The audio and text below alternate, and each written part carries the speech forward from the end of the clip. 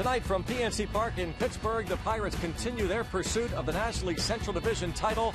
And we take a look back 55 years ago at that 1969 World Series team. That team is remembered all over the place around PNC Park. And, of course, tonight, first 20,000 fans getting Bill Mazeroski statues. And Bob Walk and I are here right by the Maz statue, so appropriate. And I guess, Bob, you talk about maybe the greatest second baseman in the history of the game. There was a great infield that helped lead the 1960 team to that World Series. Pirates are kind of trying to do the same thing with a really solid infield. They almost have too many of them right now. Yeah, at the end of the season here, we have got a plethora of infielders. And, you know, one of the things that it has been a problem is where do you start all these guys?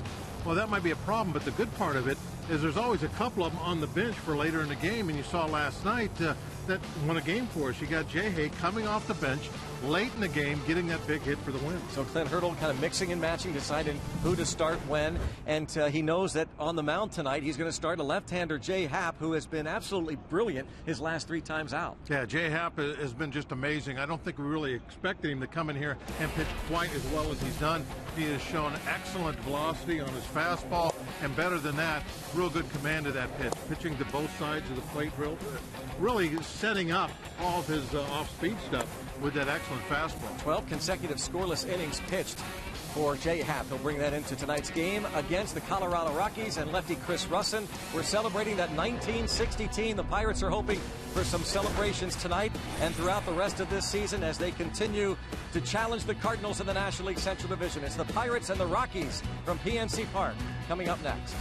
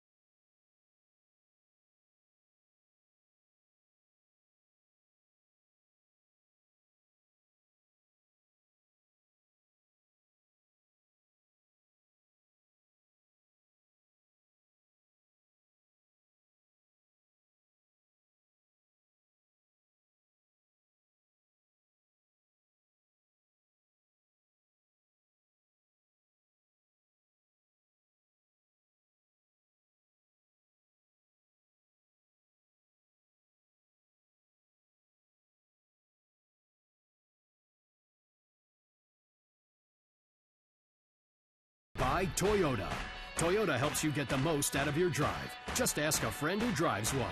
Toyota, let's go places. And by Barrel Automotive. We're driven to be better. Let's go Bucks. The Maz statue outside always draws a lot of attention. Really any time of year. It's become a spot for tourists throughout the country, and this is becoming part of the pregame festivities, certainly in the dugout. They need to get a few more dancers in there. Yeah. Can't always be the same guys. Get everybody involved. We're hoping this is the same guy that the Pirates have seen the last 3 starts. He has been tremendous, Jay Happ. No reason to think it won't be, as long as he's got that control he's been showing the last 3 times out.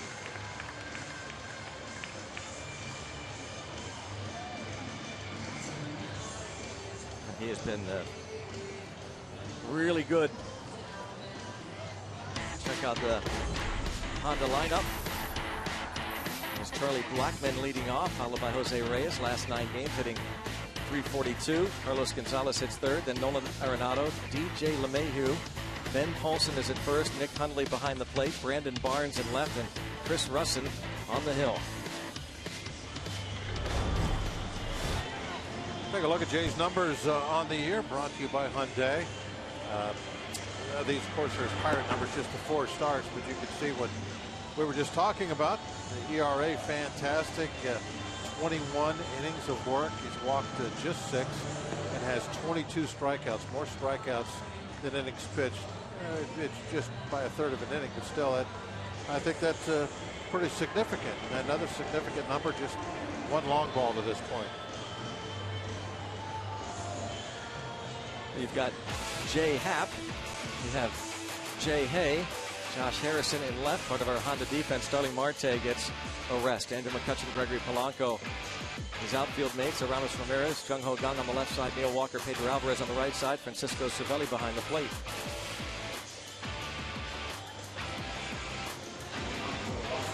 Bucks beat the Rockies last night.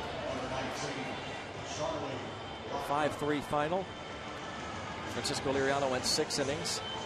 Jay Happ carries a 12-inning scoreless streak consecutively into this start. He has given up 1 earned run in his last 3 starts, covering 17 1/3 innings. Came over from the Mariners before the trade deadline, the end of July. His first start against the Cubs here at PNC Park on August the 4th. Lasted just 4 1/3, gave up 9 hits, 4 runs. And the strike, saw a lot of those last time out. Charlie Blackmon did not start last night. He did pinch hit in the 8th inning.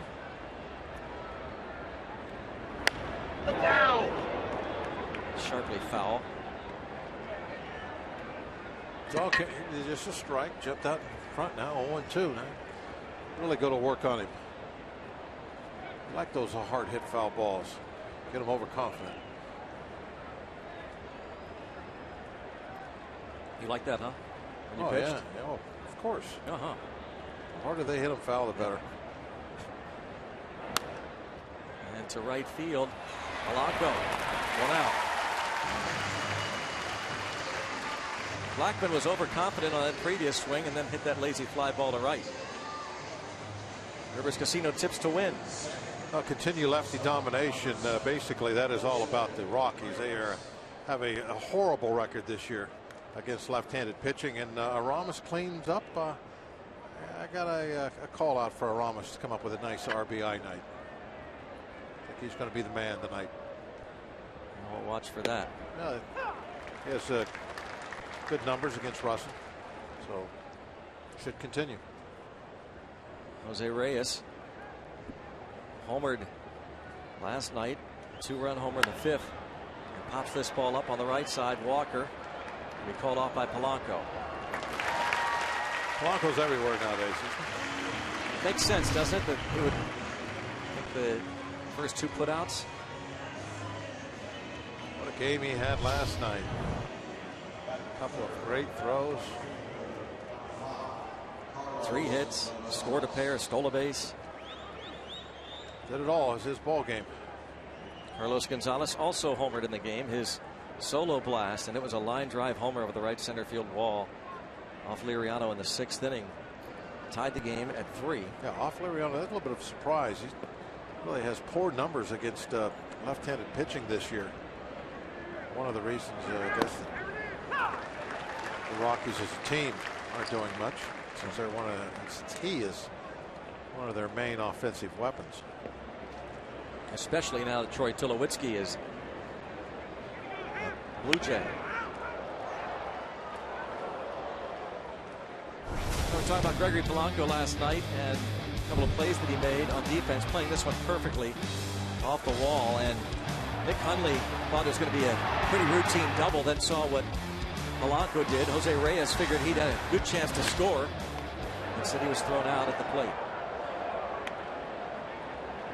0-2 on Carlos Gonzalez.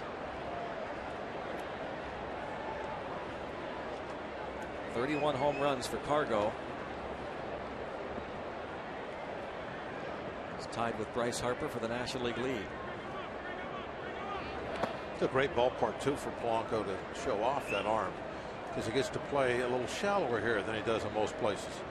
That Clemente wall behind him is in fairly close, so he gets to move in and play close. He has 9 of those, by the way. Starling Marte has a dozen to lead the league. Outfield assists, Barrel Automotive League leaders by team.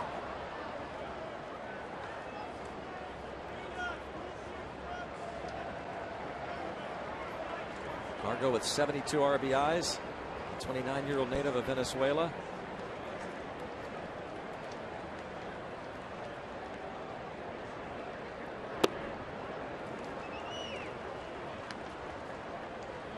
Balls, 2 strikes.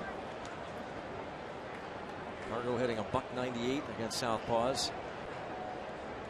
That home run last night, just his 3rd off a lefty this season.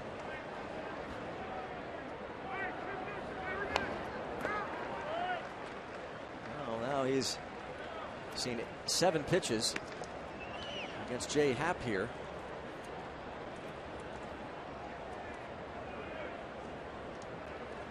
You and I were talking about this on the radio side. These Rockies, they don't walk a whole heck of a lot.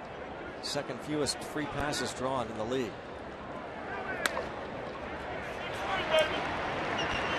Now Ramos Ramirez, over by the shortstop position, handles it, and it's a 1-2-3 first for Jay Happ. Bucks come to bat.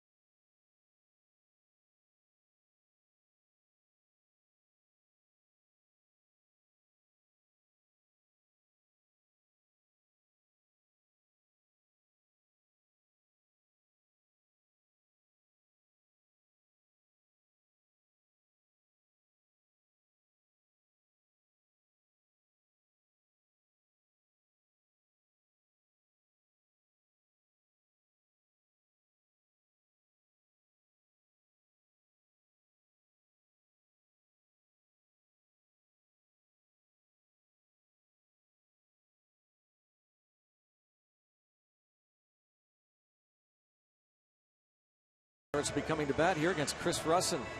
1-2-3 top of the 1st inning for Jay Happ. We check out the Toyota starting lineup for the Pirates. It is Gregory Polanco to start things off, and Josh Harrison in left. Andrew McCutchen hits 3rd. Ramos Ramirez the cleanup man. Jung Ho Gong will bat 5th. Francisco Cervelli, Pedro Alvarez, Neil Walker, Jay Happ. Game 2 of this 3-game series against the Colorado Rockies. Take a look at Russin's numbers on the year.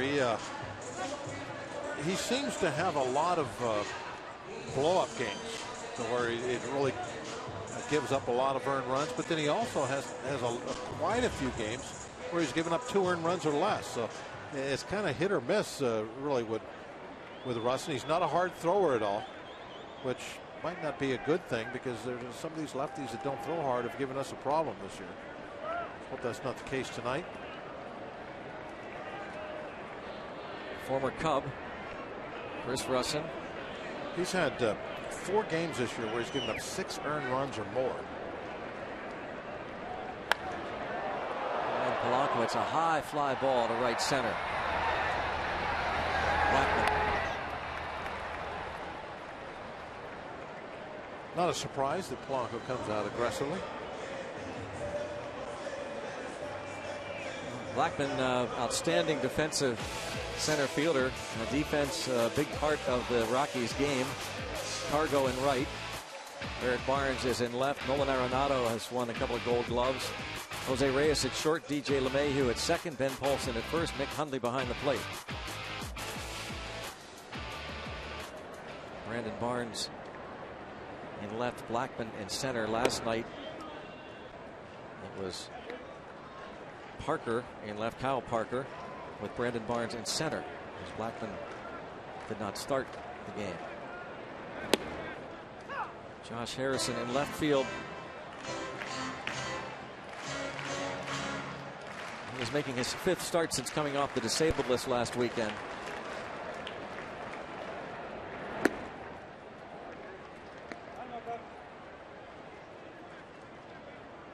A week ago yesterday he started at second. The next day started at third. This past Tuesday back at second, was in right field on Wednesday. Off the end of the bat, that's going to drop in. A base hit for Jay. He had the pinch hit RBI single last night. In the 8th inning that gave the Bucks the lead.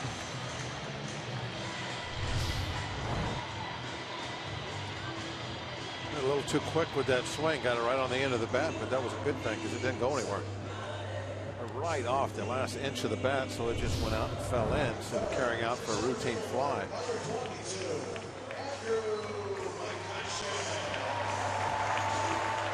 He's aboard for Andrew McCutchen. 2 more hits for the Pirates center fielder last night.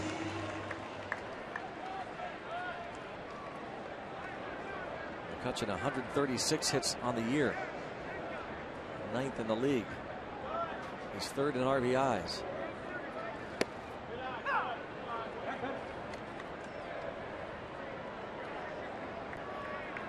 Six-game hitting streak.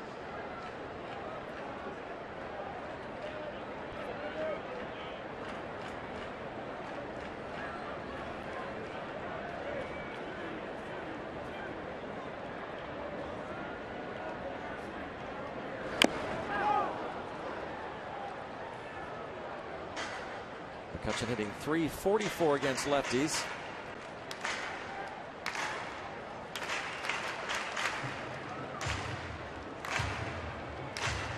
Two for 9 in his career against Chris Russin.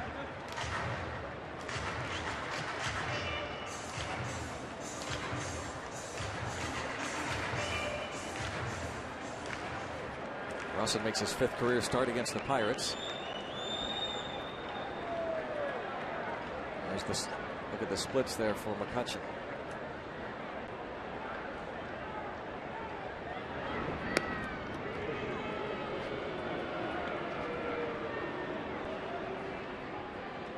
Talking to Clint Hurdle yesterday about Gregory Polanco being picked off first base on Thursday. He took off against the left-hander Justin Nicolino of the Marlins, and Clint Hurdle said no way should he be going.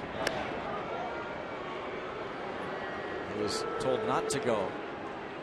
The way McCutchen has been hitting, a little playful lean there for Jay Hay. Yeah, if you have the stop sign,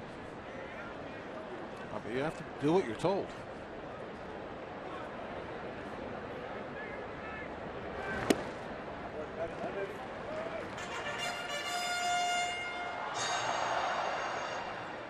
Russin against the Pirates, 1-2 lifetime, 4.19 ERA. Pirates last saw him in 2013.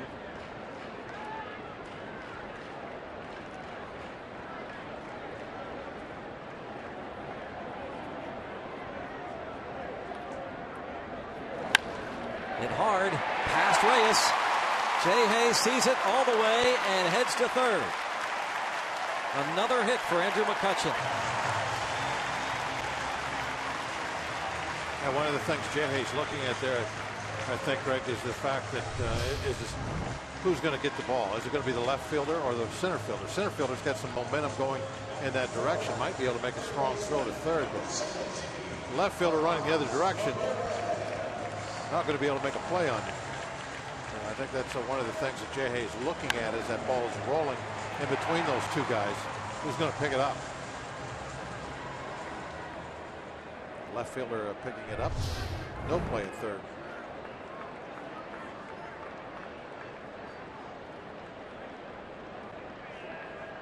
Hits in his last 23 at bats.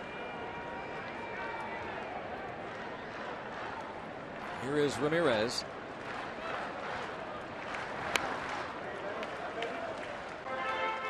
Ramirez was a pinch hitter in the 8th inning last night and flied out with runners at first and second.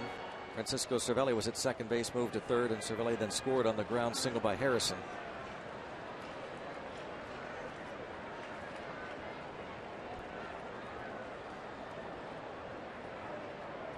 You know by now Ramirez gets into a lot of double plays, more than any player in the league.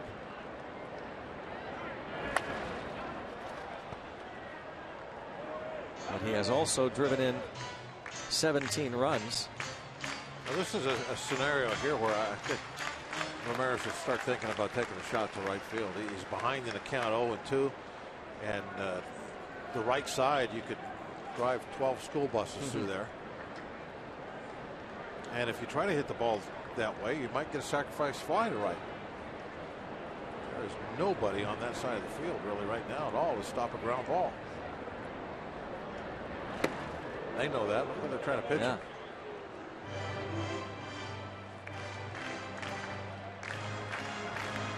On the year, .292 hitter in these situations. Look at that gap on the right side.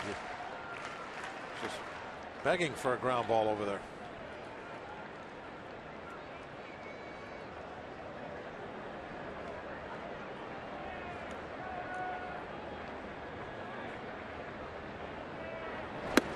Another good thing about a ground ball over on that side, even if it's hit slow enough or whatever, or the second baseman can get to it, you're not going to get a double play.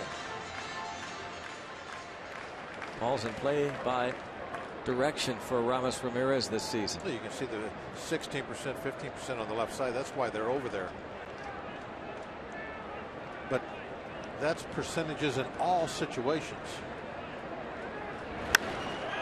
Fly ball hit well in left field, sending Barnes back. Come on, baby. Nearing the wall. How about a Ramalama ding dong? Clear the deck for Ramos Ramirez. 3-0. So much for that hole on the right side.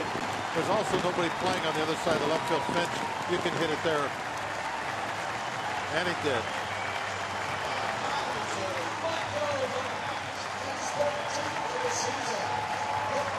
His 13th. His second with the Pirates. Cleaned up nicely.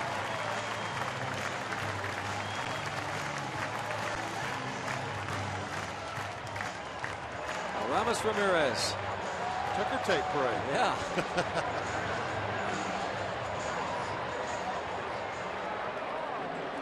How about a Ramos Ramirez, the 3-run homer, is just going to look back at the trade that got so much attention for the Pirates, understandably so, 2 years ago when they picked up Marlon Byrd.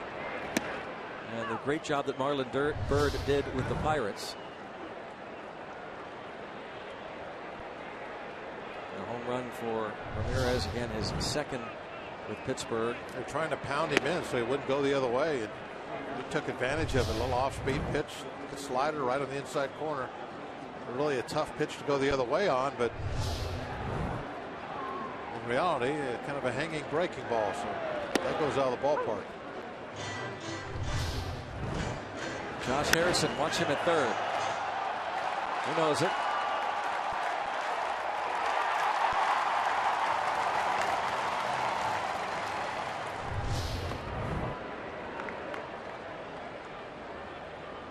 So Ramirez now in 29 games with the Pirates, 106 at bats, 2 homers, 20 RBIs. Marlon Byrd came later. And a strikeout of Gong. Marlon Byrd had 107 at bats for the Pirates. As encouraged by the drive to left. Rick Sofield reacts.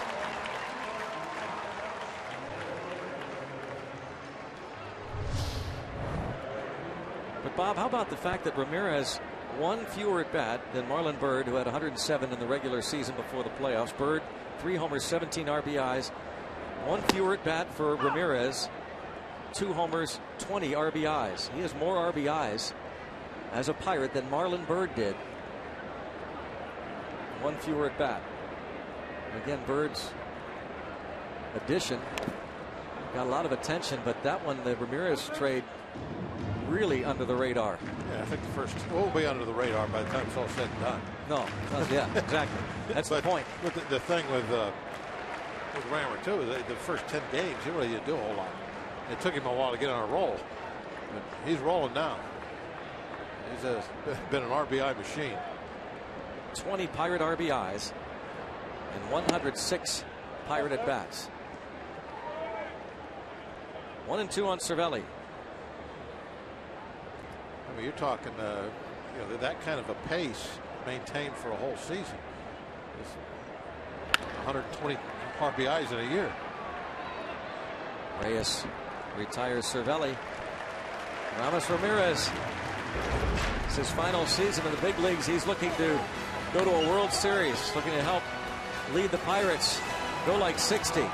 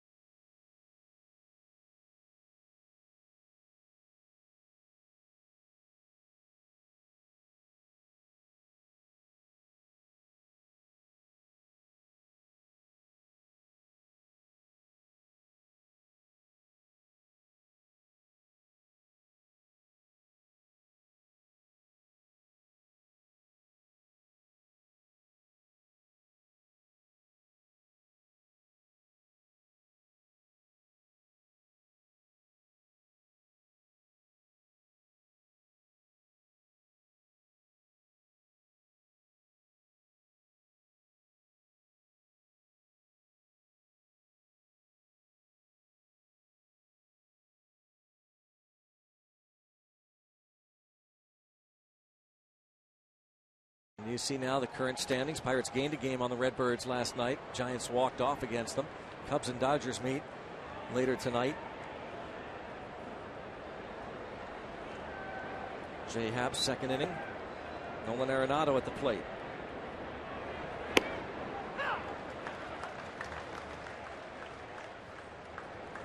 Morales Ramirez hitting the home run. And Point Park University tweets. Reaction to the dinger gives the Pirates the early lead.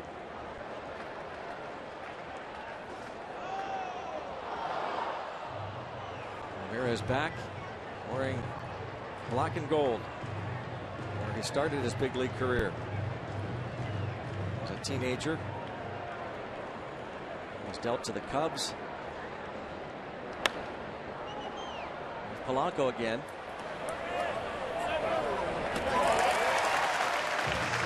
3 putouts already.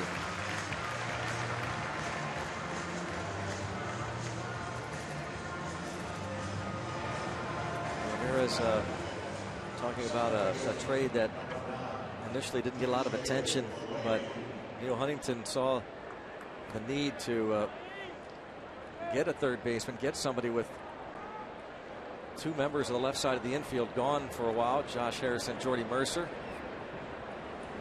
You know, Ramos kind of a quiet guy that doesn't say a whole lot, but he has got to be, I think, pretty thrilled about the way things are going right now in his last year, being able to come back to Pittsburgh where it all started and perhaps, you know, finish up with a nice postseason run. I mean, it really is kind of, you know, it doesn't happen very much for players. Come full circle. Yeah, absolutely.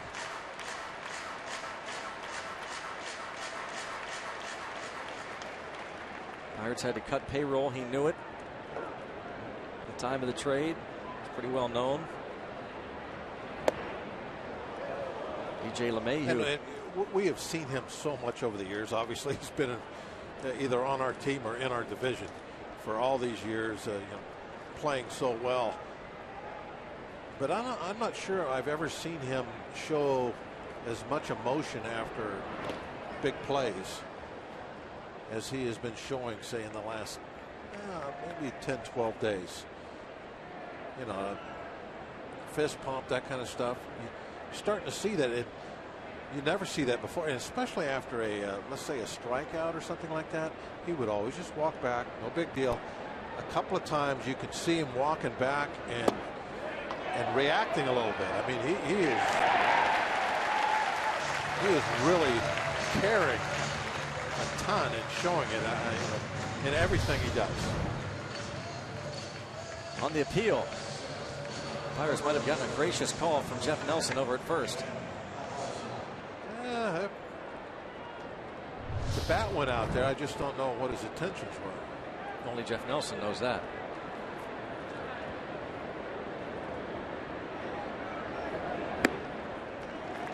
Ben Paulson.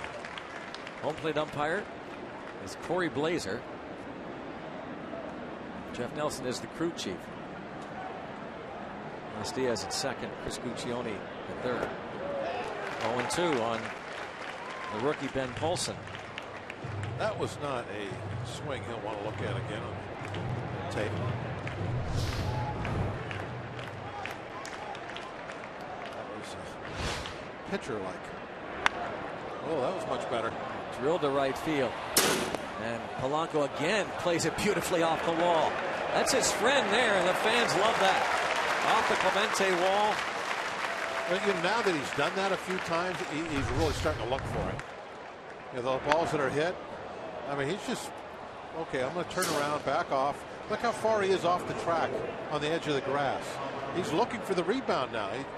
He's not even thinking about, can I go back there and make this catch? No. The heck with that. I'm going to make the rebound, and it'll be a single. One hop right on the bag.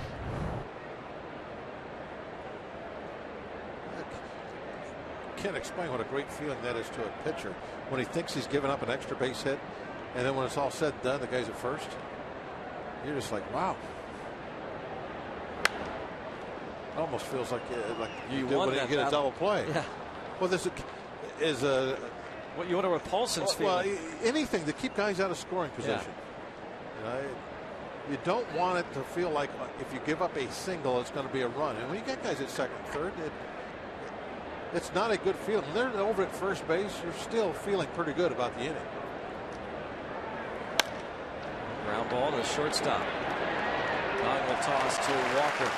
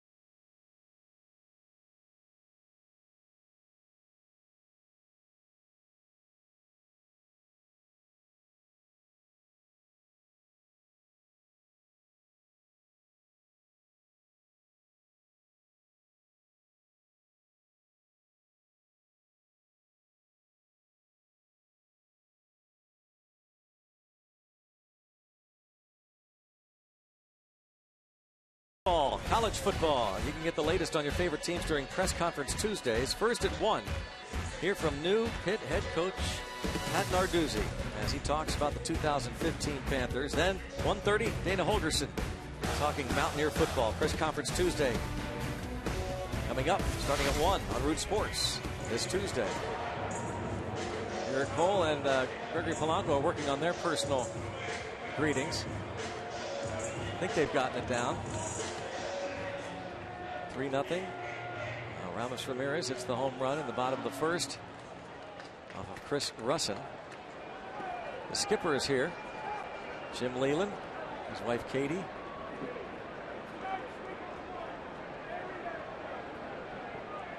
I'm sure the skipper probably spent some time with some of the 60 guys. He's pretty good buddies with them, especially the Verdants.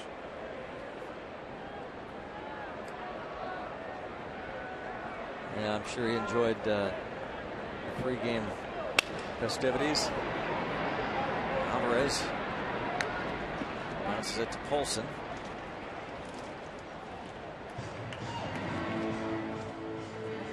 So 1 out. Russin retires Pedro Alvarez to start the bottom of the second. 31 years old. 18th appearance, 16th start. The Rockies claimed him off waivers from the Cubs toward the very end of the regular season last year. Neil Walker will bat right-handed.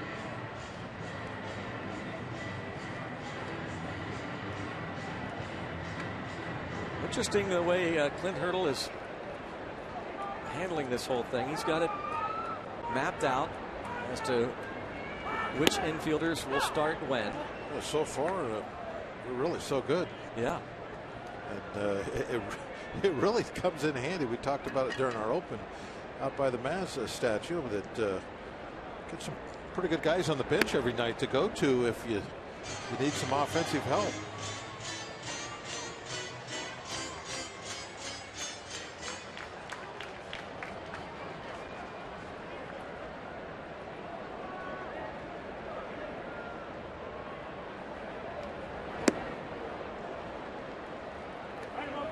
Clint Hurdle looks at matchups. He looks at splits, home versus road. He has even gone as far as to look at what a guy like Jung Ho Kang hits at home against lefties as opposed to what he does on the road against lefties.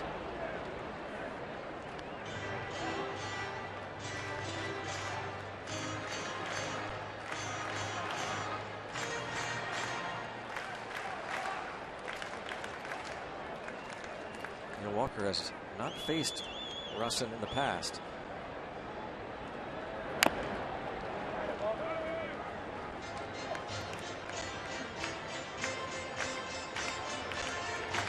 I mean, .235 as a right-handed hitter, but better in the second half than he was in the first half.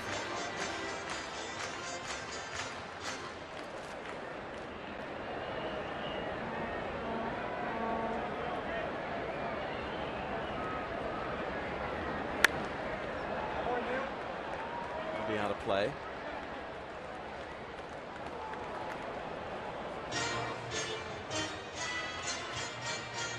So Clint Hurdle's Pirates season high 29 games over 500, winners of 6 out of their last 7, 9 of 11, 13 out of 16. He has not made public what the rotation will look like after the off day or the travel day Monday. And toward right center. Blackman gets over there. We'll be looking through some of those numbers you were talking about before.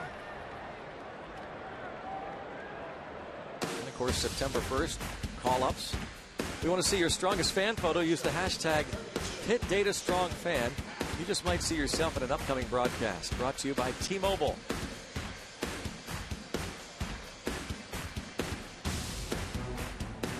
Beautiful day here in Pittsburgh. Jay Happ. Well, we know Clint is one of those managers that will definitely look at all of those numbers and takes them all in, and I'm sure there's certain ones, as you were mentioning before, that he really has a little more credence in than others.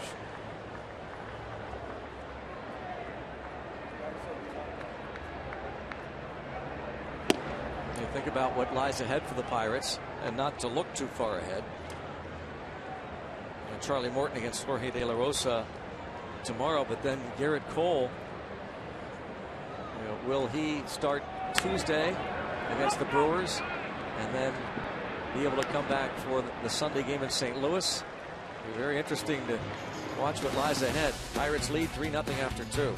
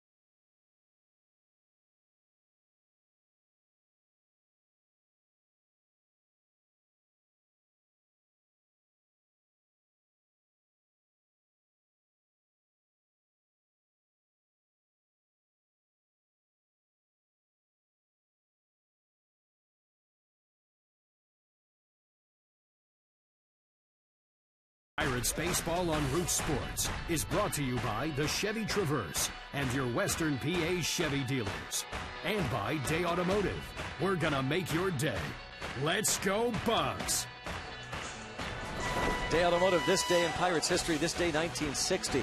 Pirates beat the Dodgers 10-2. Vernon Law got the win through a complete game, one of his league-leading 18 that he threw that year. The Deacon also chipped in on offense, solo homer, won his 19th game of the season. Hal Smith got the scoring started, a 3-run homer in the 4th. Don Hoke also homered, drove in 4, and went 3 for 4 at the plate. And speaking of the Deacon, let's go right now to Robbie and Smikowski. Yeah, Greg, I'm standing by here with Vern Law, the Cy Young winner 1960. Bob, it was on this date you threw one of your 18 complete games that season. What memory do you take away from the year you had in 60? Well, it was a wonderful year. I didn't, for me, I think it was more or less just it was no big deal, for getting the Cy Young Award.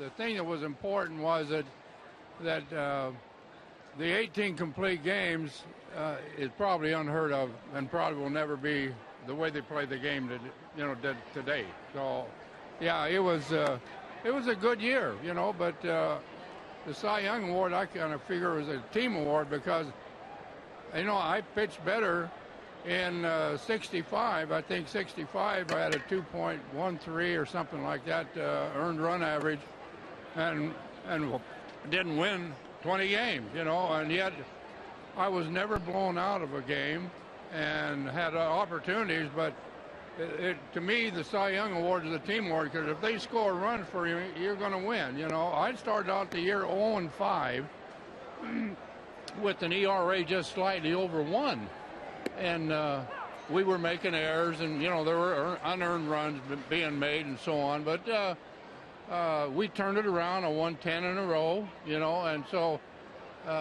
you've got to have a good team support to have that kind of a year, which I did. And so it was a team award as far as I was concerned. Okay, so in the World Series, you won 2 ball games in the World Series, Vern. What led to your success in the postseason? Well, again,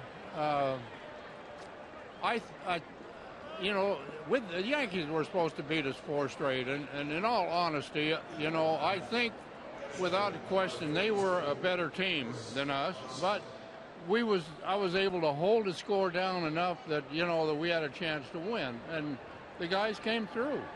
You know, matter of fact, a lot of people don't know I hit .333 in that series myself. You know, I drove in a run and hit a double and so forth, you know, and I had a chance to score some runs as well. And so, again, you know, it was the success of the guys playing behind me, Maz, and, you know, turning double plays and one thing and another, you know, and there was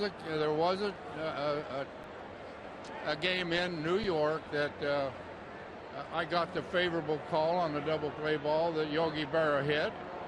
There was no instant replay. If there was, we might have lost that game. But anyway, it was a life-changing experience for me as well as for the team to have that opportunity of winning the World Series.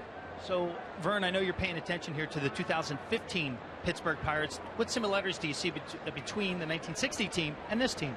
Well, they're believing just like we did back then, you know, and are right now. We're believing that they can do it, you know, because they've got enough skill, enough talent out there to do it, and they're believing in themselves, and that really matters, because when you trust each other, when you do the little things to help your team win, hitting behind runner, hitting a sacrifice fly, you know, something to get them in scoring position or to third base or get them in, you know, why it's those are the things that really matter, you know, in winning and losing, and these guys have been able to do that. Well, Vern, Rockies have an early threat here. Thanks for taking some time to talk to us. Oh, it's always a pleasure. Thank you.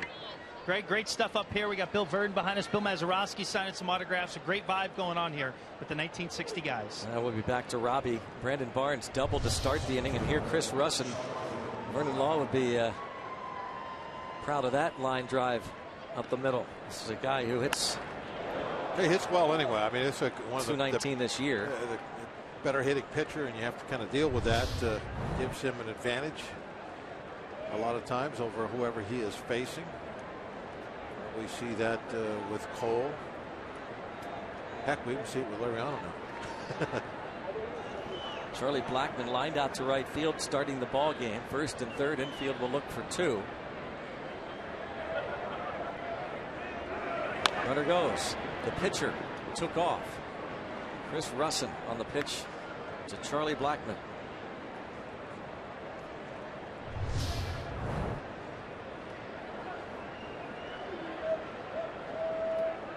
Straight steal, Greg, look. Yeah. No peek over his shoulder. He's trying to steal the base. Walt Weiss's Rockies. Chris Russin, the pitcher. He's giving him the green light.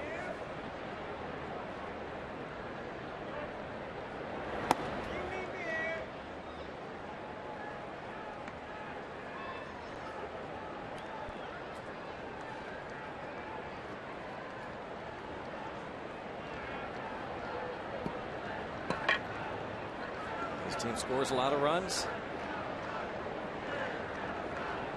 Typical of a Rockies club.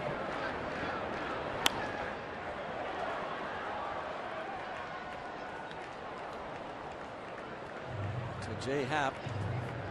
Gave up the 2-out single to Paulson in the second off the wall. In some third inning trouble after the Barnes double and the pitcher Russin lined a single to center.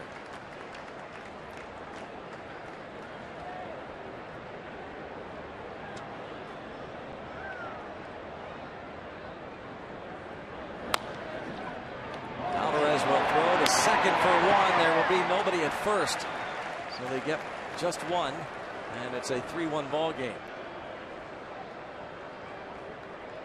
That particular play, that would have been a nice one to come home with. Because you're not going to get a double play. You want to trade a run for 2 outs, but on this play you're not going to get 2. So he was way in anyway, got that ball, one hopper in on the grass right there. I think he could have threw the ball home. Russin going in there ball player, apparently. Yeah.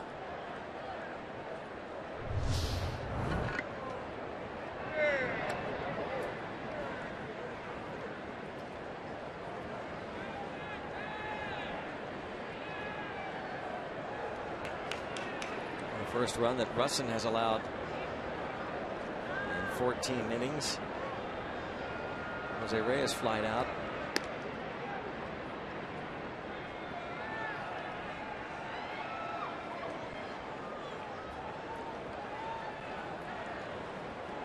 First run that Happ has allowed in 14 innings.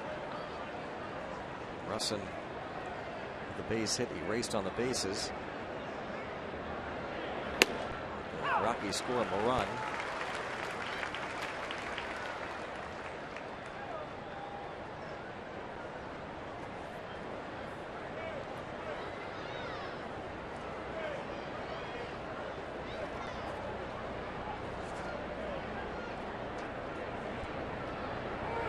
Runner goes. And into center field. Blackman, with his 34th stolen base of the year, goes to third on the air. Yeah, just one out. Now they're in a situation to score another run.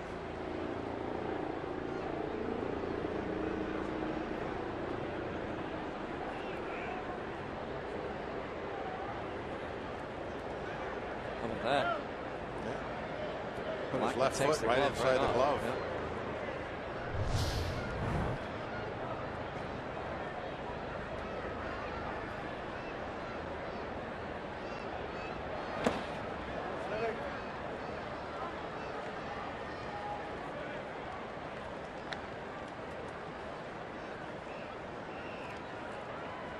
Blackman at third.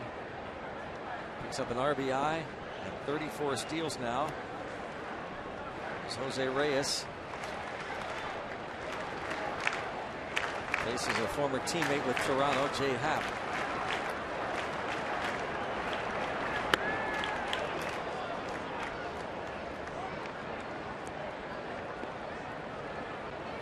Jay Happ got to the big leagues with the Phillies 8 years ago. Almost 4 seasons with Philadelphia, traded to Houston. Parts of 3 seasons with the Astros, then on to Toronto, where he pitched parts of 3 years. And now it is 3-2.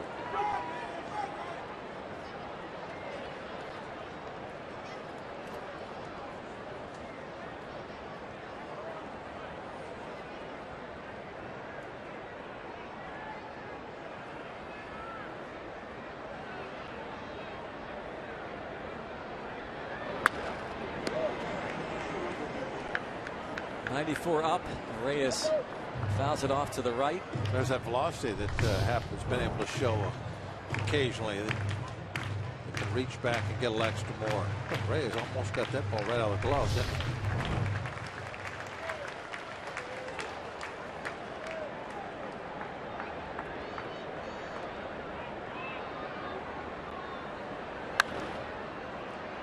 And here comes Polanco again.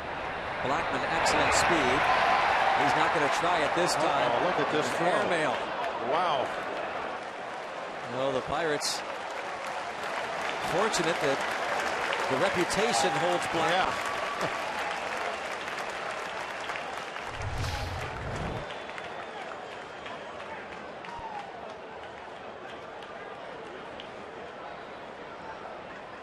You know, I wonder why if Blackman is like faking coming down the line.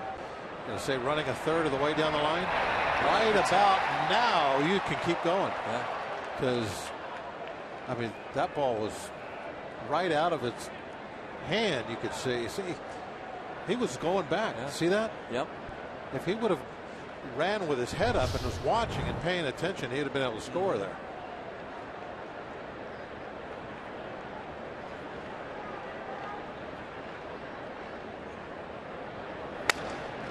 Broken bat pop up. Jay Happ will take it himself. Rockies pick up one. It's 3-1.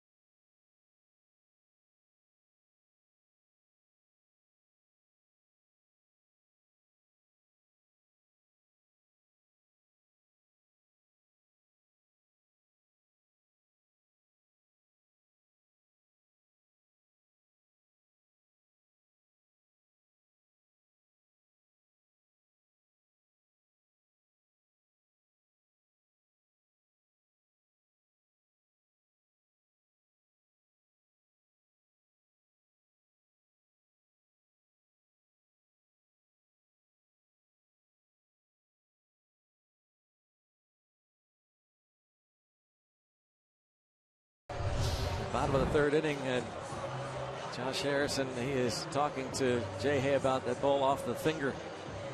How it took off. You're only as good as your last throw. Marte.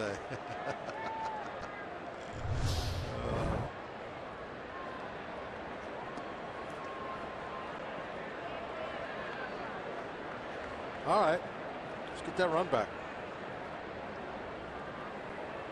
Start over.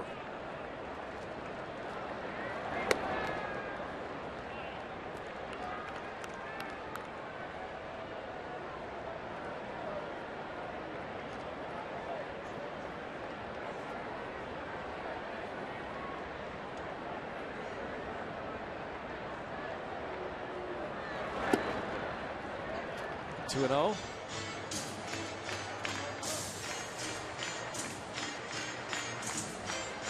Go flied out to center field right away in the bottom of the first.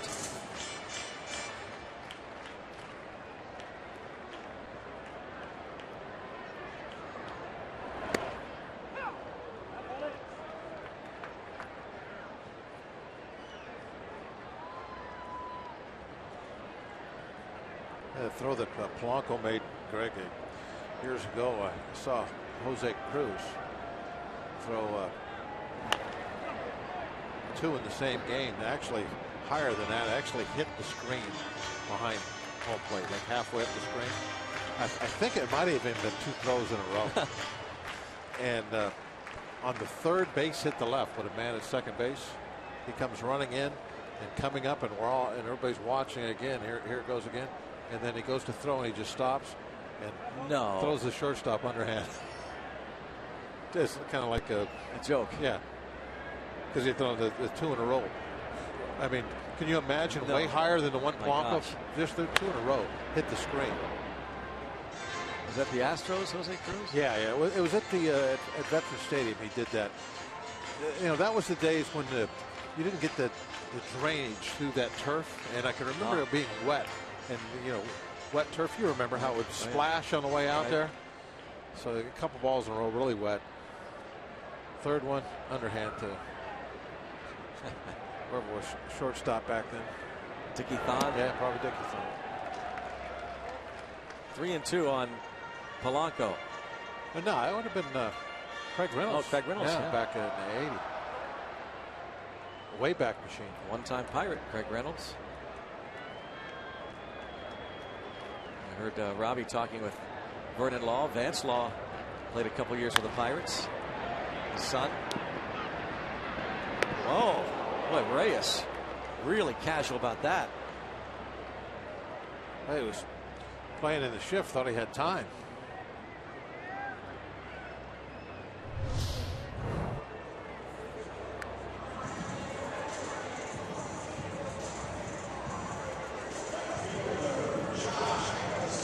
Yeah, about a foot and a half.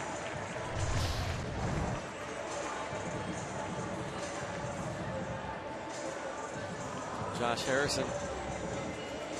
That single off the end of the bat in the first inning.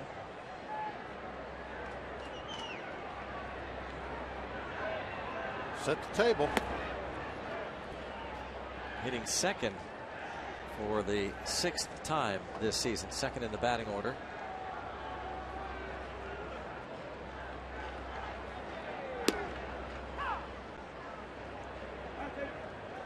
And the Pirates looking to win their first game this season when Jay Hay hits in the 2-hole.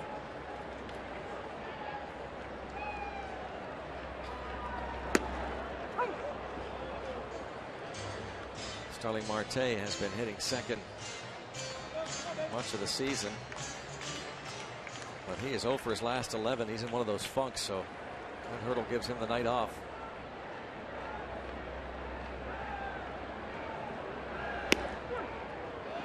Russin takes care of Harrison. It's his second strikeout. 2 up, 2 down here in the third. Pirates and Carnegie Science Center team up to offer fans a special deal for Sunday home games. Visit the Science Center on Sunday morning before a home game, like tomorrow. Then show your Science Center wristband at PNC Park ticket windows and get a discount on Pirates tickets. So you can save big on the North Shore each Sunday thanks to the Buccos and Carnegie Science Center.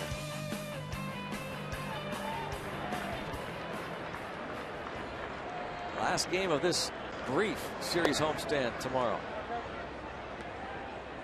And on the road, head to Milwaukee, St. Louis, and Cincinnati.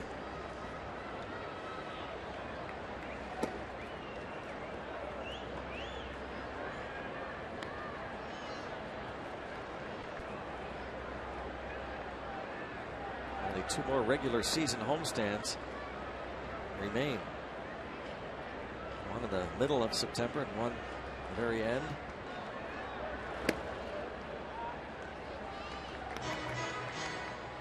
Three 3-0 on McCutchen.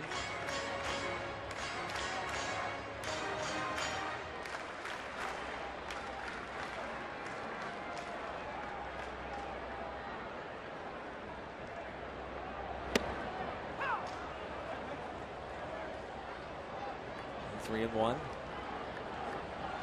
71 walks on the year.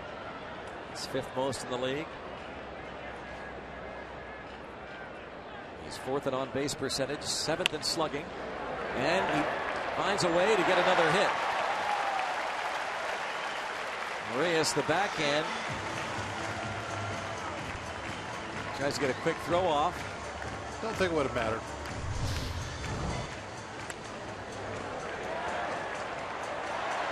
Maybe close. 2 more hits for McCutchen. 7 for his last 12. A strong September away from maybe his second MVP. Yeah.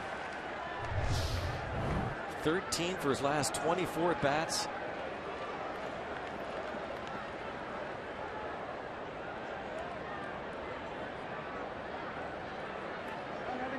Ramirez hit the 3-run homer in the first.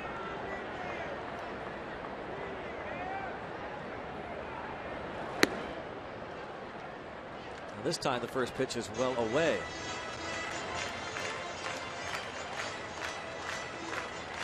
Remember in the first inning, with runners at first and third, that hole that he had on the right side, they pounded him in and he hit one out. Well, the hole right now isn't as dangerous to the Rockies because a single doesn't really do a whole lot. 2 outs, man at first base. And Ramos isn't really thinking, oh, can I get a hit here? He wants to try and drive a run home here with 2 outs, and he has to do it by driving the ball into a gap or over the fence. So he's not thinking about, I'll just bounce one through that right side. Another pitch that is outside, hits the corner.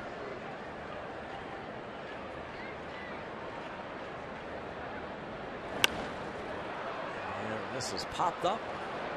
Second baseman LeMahieu, who dropped the ball last night. Oh, like he was on ice skates. Yeah, it did.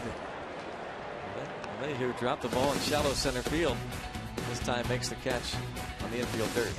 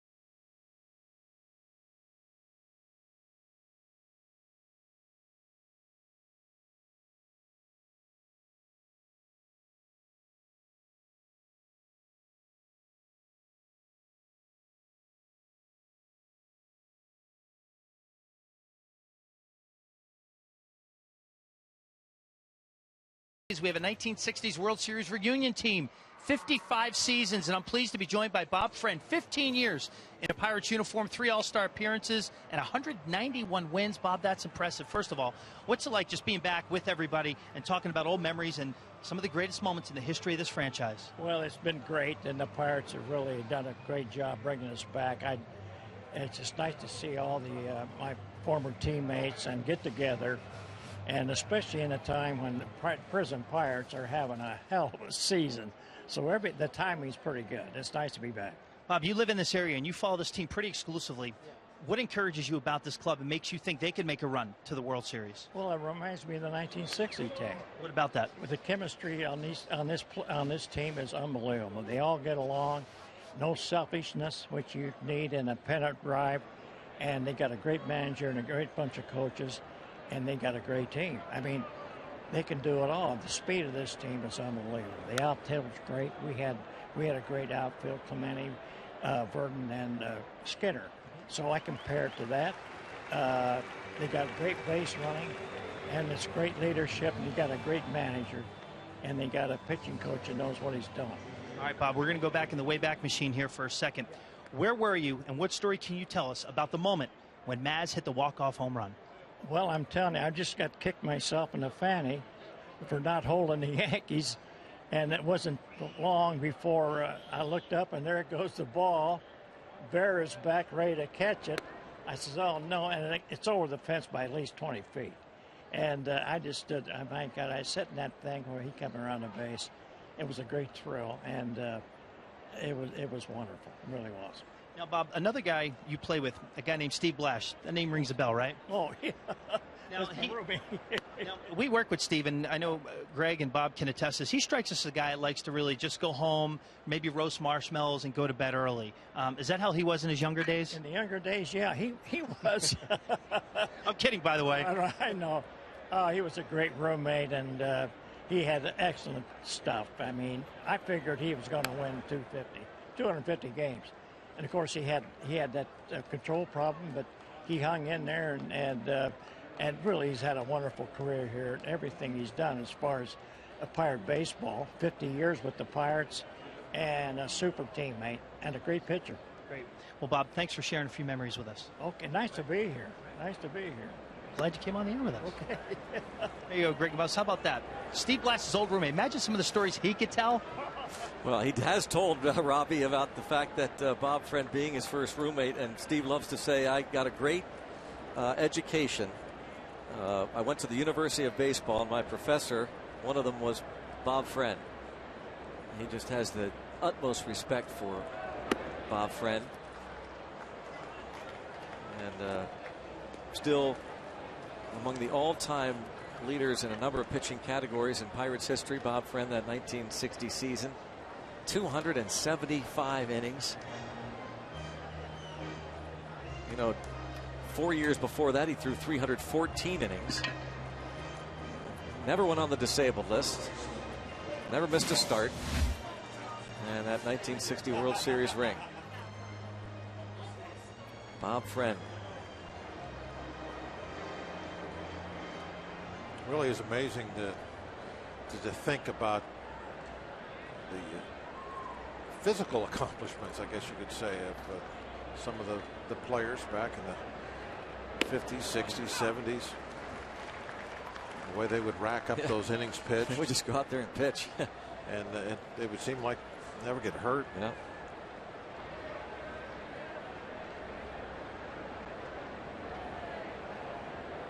Ben Paulson. I'm sure guys got hurt. You just didn't hear about those. Right. They disappeared back in those days, disappeared into the sunset. There wasn't a whole lot you could do about it. No Tommy John surgery. No retirements. Like no retirements. No official retirements. 0-2 on Paulson.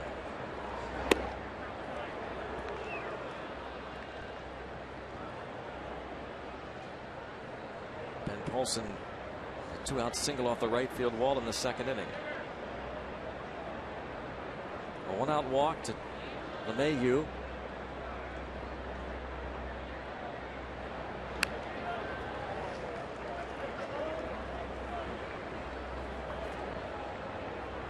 Jay Happ, his 5th Pirates start. He had 20 starts with the Seattle Mariners before the trade and was 4-6 with a 4.64 ERA.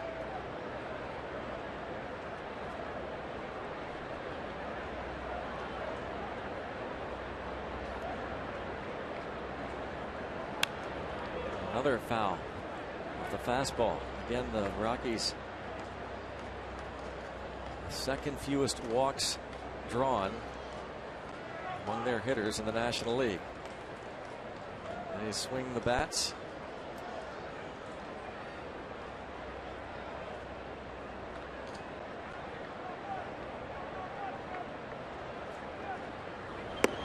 And a swing and a miss.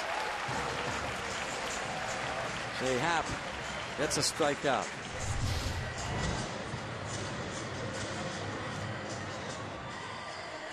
Kept working him away, and this time changed up on him a little bit, went inside, changed location.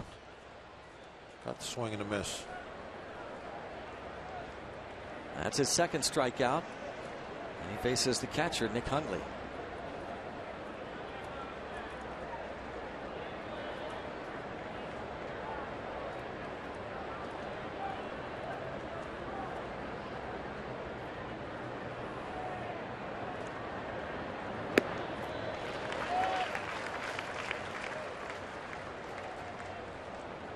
Trying to win his 3rd game in his 5th Pirates start.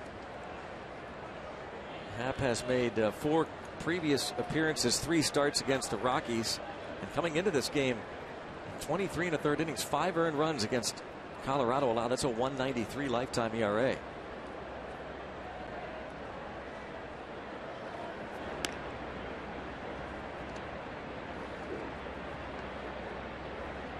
Jay Happ, in 23 career games against National League Western Division clubs, an ERA under 3.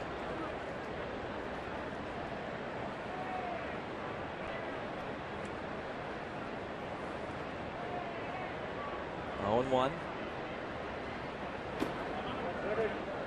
Ball and a strike. Bucks will play a bunch of National League Central Division opponents after tomorrow. However, they still have to go to Colorado. 4-game series against the Rockies, and LA, a 3-game series against the Dodgers. 2 long road trips left. Cardinals were 6-0 winners over the Giants. And off of Happ. And it's going to be a base hit. See how Happ is doing here.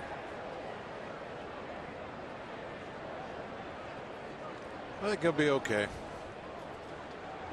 Todd Tomczyk, the head trainer, heads out.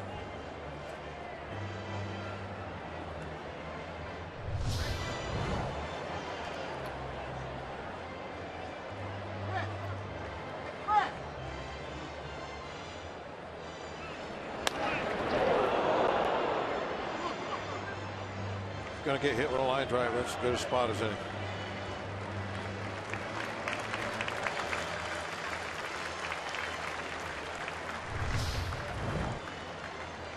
First and second with 2 outs. And now Brandon Barnes, who doubled to right field leading off the 3rd inning. That's 4 hits for the Rockies.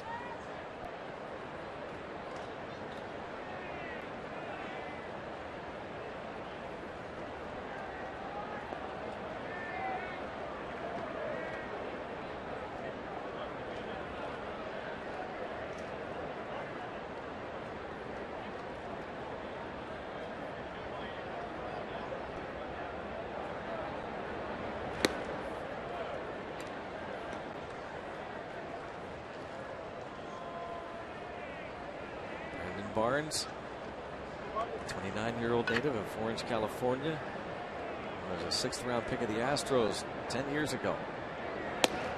The Rockies got him for Dexter Fowler.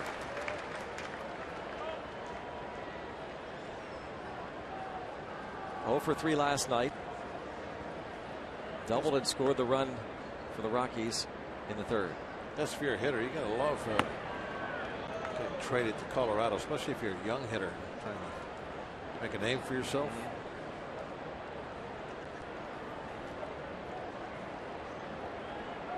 Now, if you're a pitcher, what do you do when you hear that news? We're going to Denver.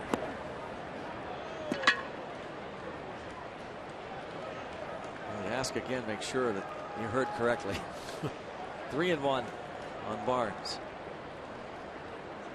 And once again this year, the Rockies with a strong offensive team, second in the league in hitting at .267 behind the San Francisco Giants. They scored the second most runs, with the second most homers, but they're last in ERA. 3-2. He tries to come back.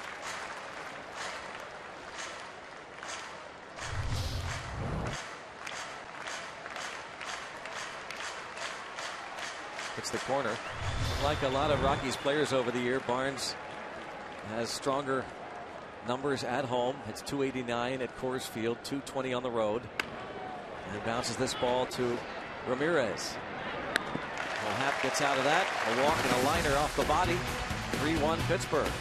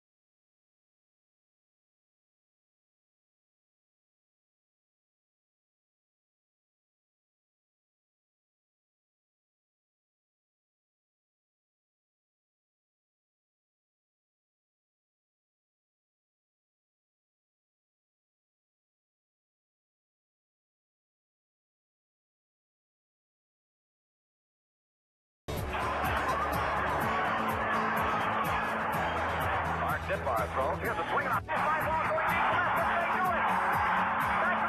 left. They do it. Back to the wall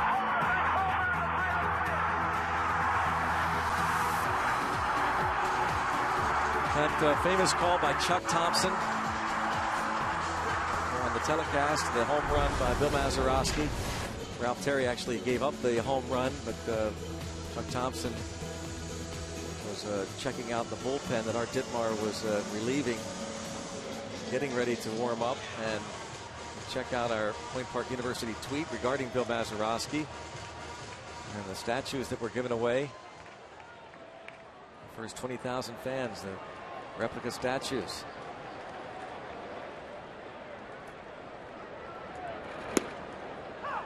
Jung Ho Kang struck out in the first.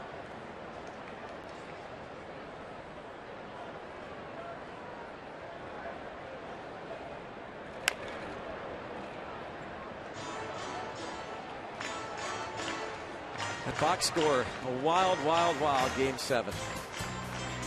Pirates get the 3-run homer from Hal Smith to take the lead.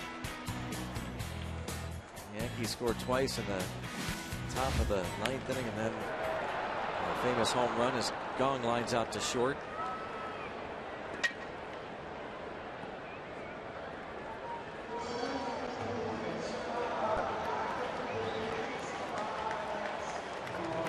Here's Francisco Cervelli.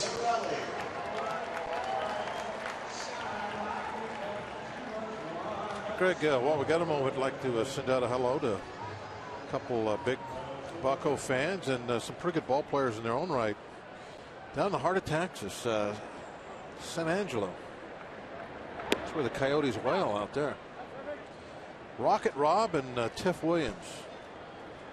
Glad you're listening. Hope they're watching. Watching and listening. If they were just watching, they wouldn't know that I just said hi to them. Well, with all due respect, So they have it's to more listen to important me. that they watch than anything else. And also happy birthday to Lester Gordon. He's been a loyal, devoted Pirates fan since 1960 when he was 5 years old. Hope you're listening. From Greensburg. I know he's watching.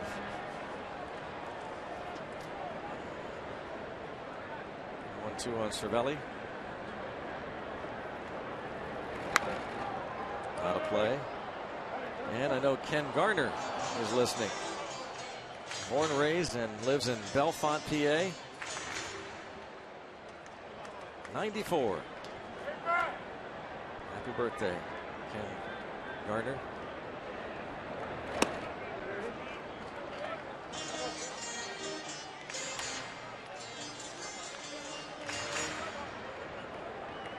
Chris Russin has gotten one out here in the fourth. Got Cervelli to bounce to short to end the first inning.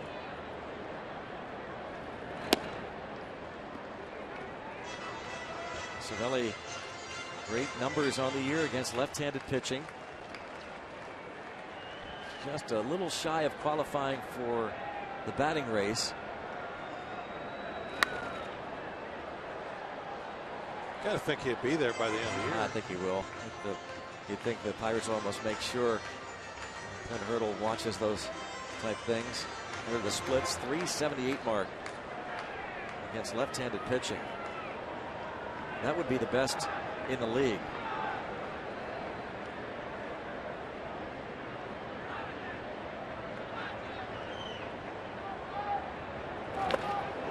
Three and two. Battles again. Entered the game with a 307 average. And that would be 8th in the league.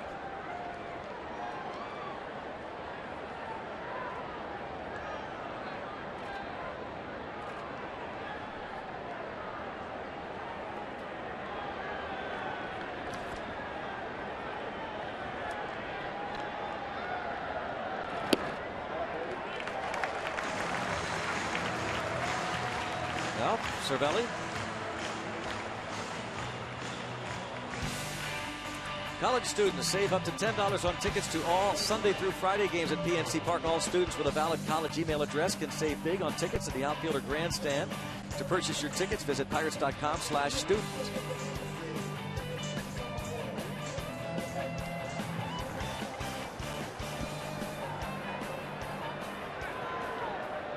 Here now is Pedro Alvarez with a runner at first.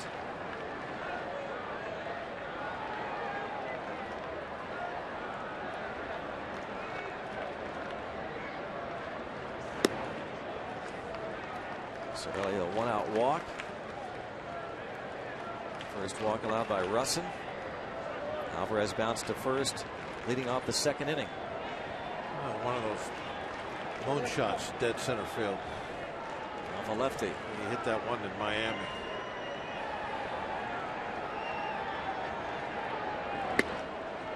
It's one of the furthest balls that we've seen hit the center field probably since Ike Davis in L.A. Oh yeah, Ike Davis hit one that was about last year way in LA, wasn't it?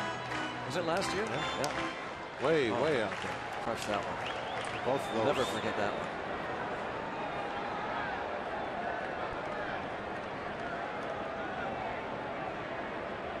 Alvarez with 3 homers off lefties.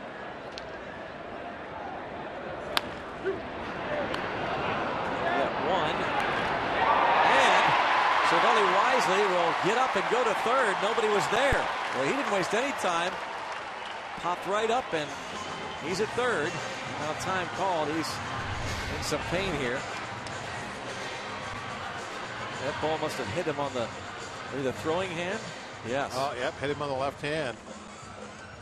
But yeah, Greg, he never looked to third. He knew nobody was there.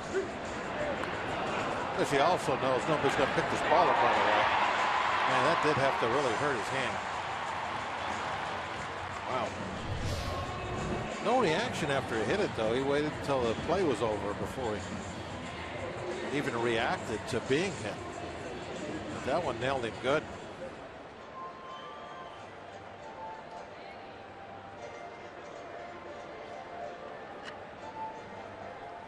Be all right. He's now at third with one out.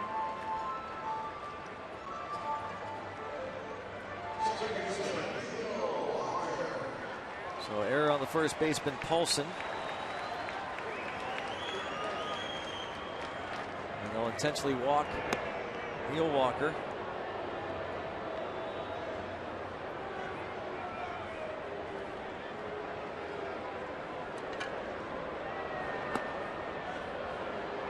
Jay Happ will come to the plate with 2 outs.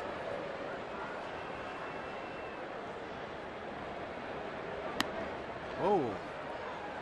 Thought about throwing that one off the Giant Eagle side.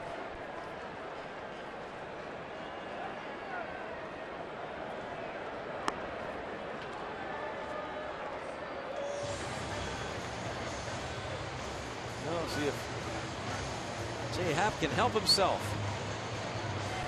Find a way.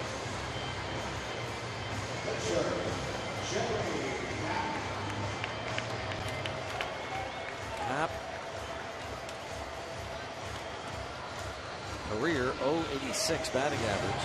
Hasn't shown much of a stick so far. He has 6 career RBIs. He seems to take a lot of pitches. And I mean, we haven't seen him hit all that much, but so far.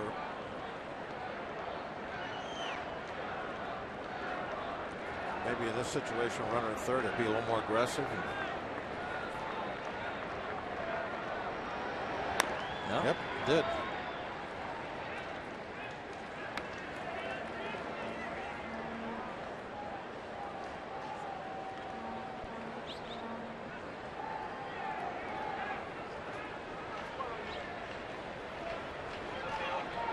Rick Sofield going through the signs.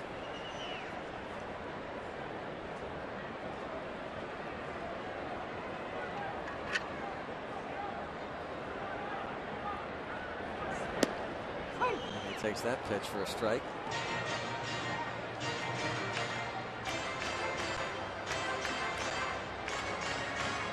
So it's 0-2.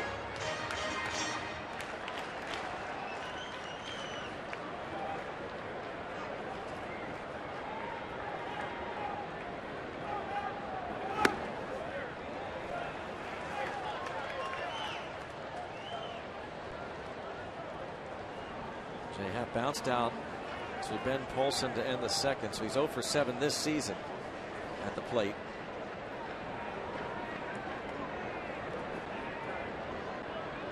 Yeah, 2-2.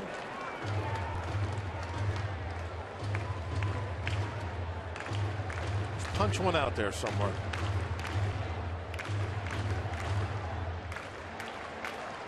Did you used to choke up then on the bat with 2 strikes? Sometimes, well, I would, in a situation like this, I might choke up first as soon as I stepped in. I'm just trying to just get put play, yeah. And nobody on. I'm hanging a finger off the end. Nobody on. Yeah. Well, you've done that before. you nobody on. I think you did hit a solo homer, right? Yeah, that's what you're looking to drive on. Yeah. You know? You're looking to drive a ball. Yeah, yeah, I know, and you did.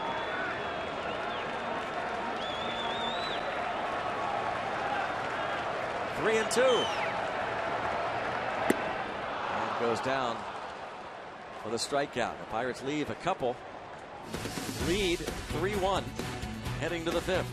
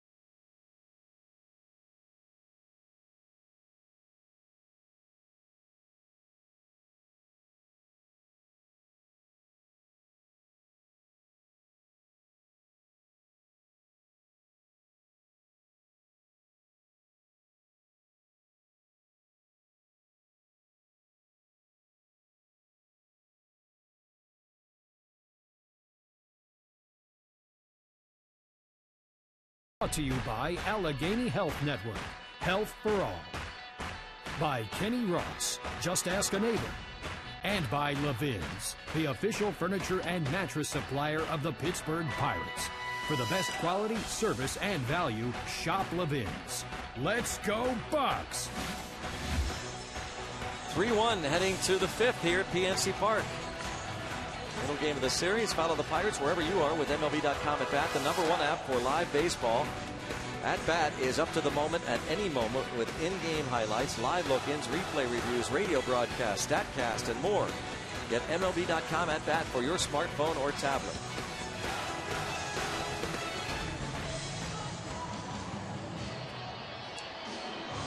Jay Happ faces the pitcher to start the inning, Chris Russin. Charlie Blackmon and Jose Reyes. Happ retired the side in order in the first, gave up a 2-out single in the second off the wall and right before getting Nick Hundley to ground out. Brandon Barnes led off the third with a double. He would score on a ground out by Blackmon. 2 men left stranded in the 4th inning. Again, Russin, good hitting pitcher, singled right past the pitcher his first time up. Right past Jay's head. Elroy's buddies. We met those guys. Yeah. The VFW. Yeah. #1 Elroy face fan. 55 of them out there. All came down on a bus.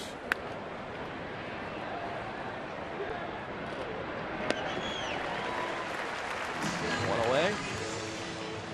I'm sure Neil Walker happy to hear the news that Pennsylvania, the Little League team, is headed to the Little League World Series Championship after beating a Little League team from Pearland, Texas. Pearland, we know where that's at. Yeah.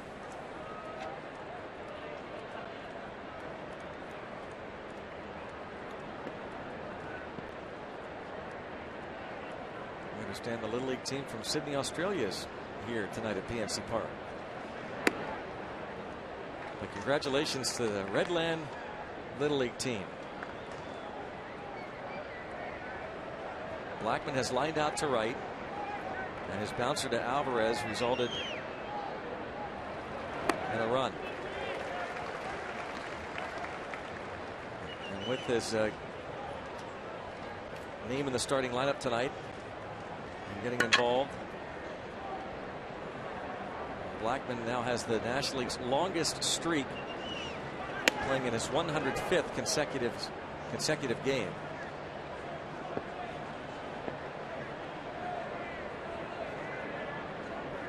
Charlie Blackmon, who swiped his 34th base in the 3rd inning.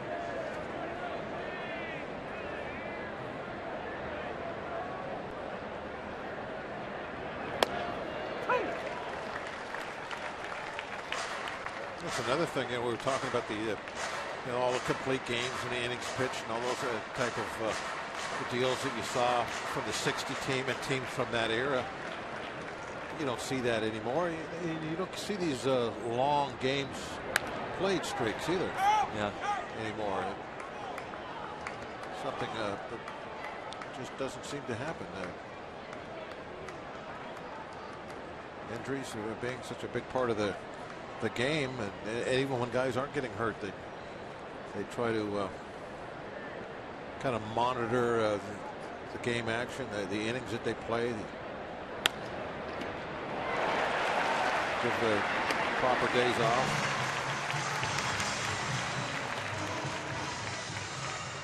Well, we're talking about injuries and the like. Well, Rob Scahill, our Allegheny Health Network injury update, been on the 15-day disabled list since June 26th. 5 rehab games in AAA Indy, 4 2/3 innings. A 1.86 ERA combined between Altoona and Indianapolis. It will be very interesting to see how many players come up when the rosters expand coming up on Tuesday. Just pretty much a lock that at least one catcher, Elias Diaz, and the Pirates have talked about Tony Sanchez being a guy that they have not forgotten about. Toward left, here comes Josh Harrison. There's a 1-2-3 inning for Jay Happ.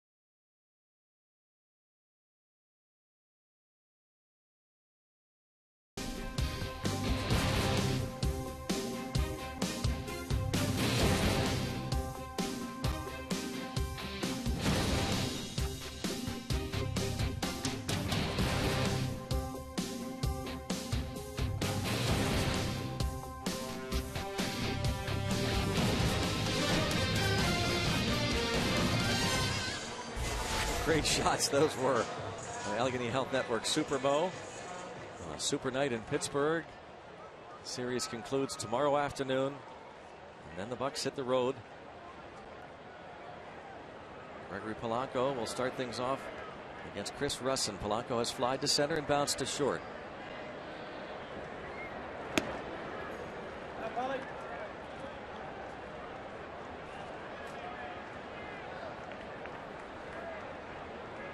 Gregory Polanco, 235 last year in 89 games. Got off to a decent start this season, but then went through some growing pains.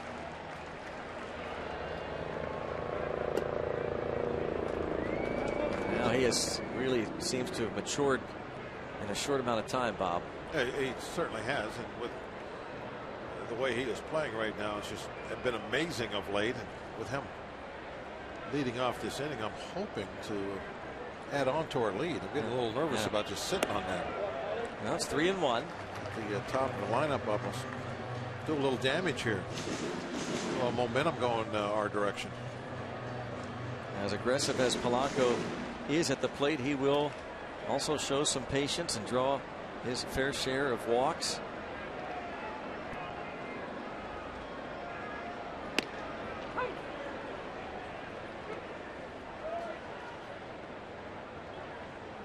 Would like to have that one back.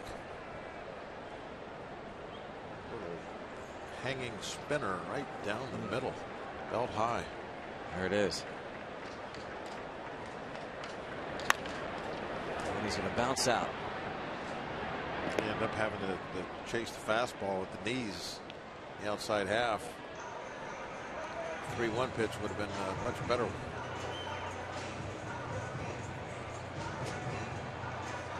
Well, LeMahieu makes that routine play as Chris Russin gets Polanco. Polanco 0 for 3. Harrison 1 out of 2. Russell gave up a 3-run homer in the first and has given up 1 hit since the Ramirez homer.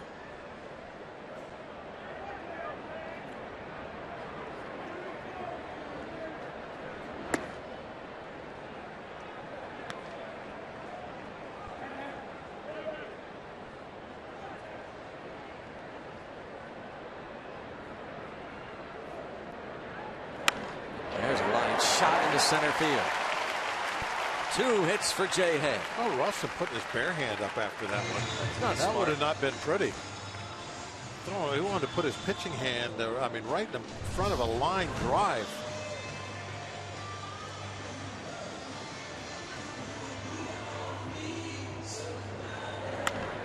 Jeez.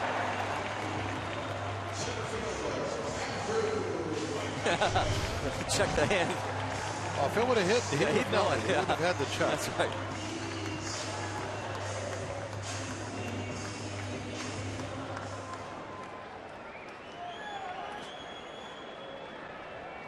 Andrew McCutchen 2 for 2.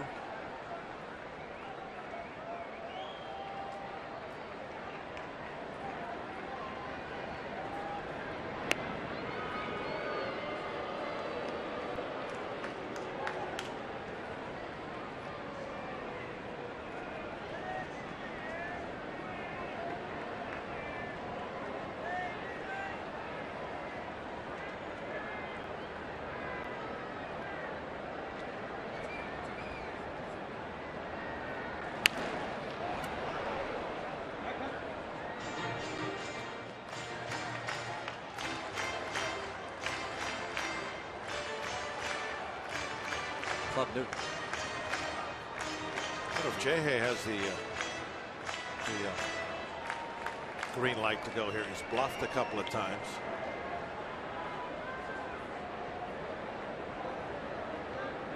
He's trying to read Russell.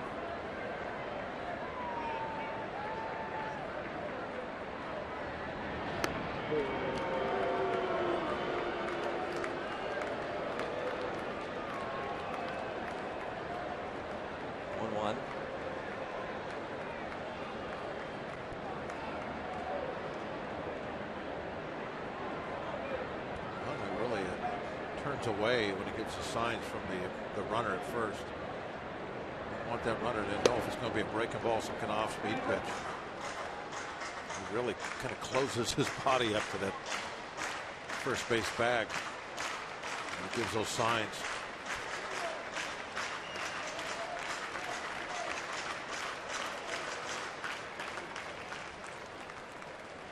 How he's turned, like facing the shortstop.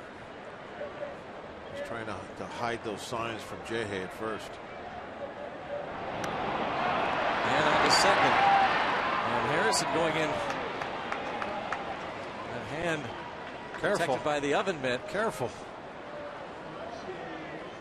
That's how he hurt his hand.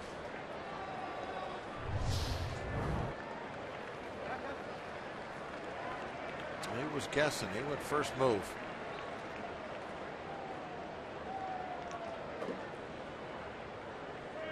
Almost. Yeah, that was awfully close.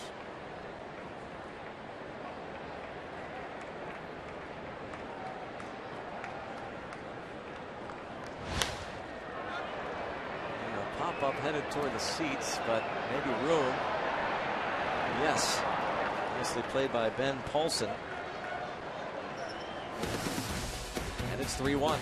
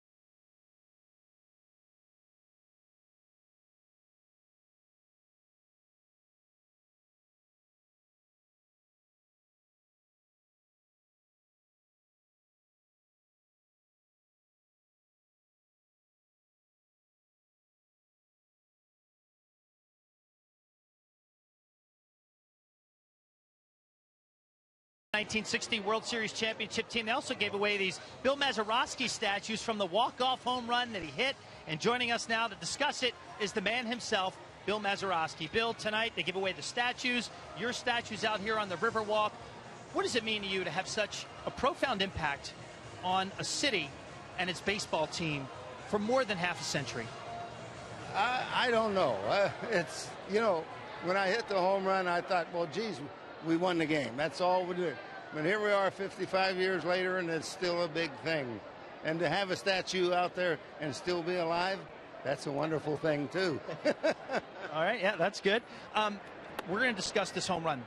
What memories do you recall from the time the bat hit the ball until it cleared the fence and then you getting mobbed at home plate?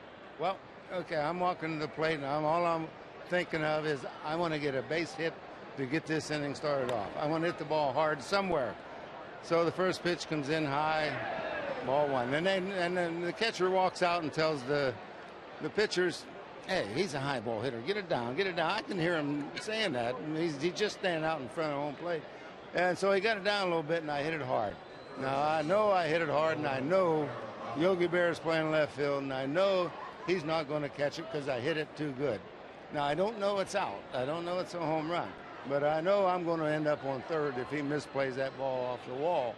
And so I'm busting my tail and getting around there. And by the time I hit second base, I looked down the line, and the umpire was giving it this, and fans went crazy.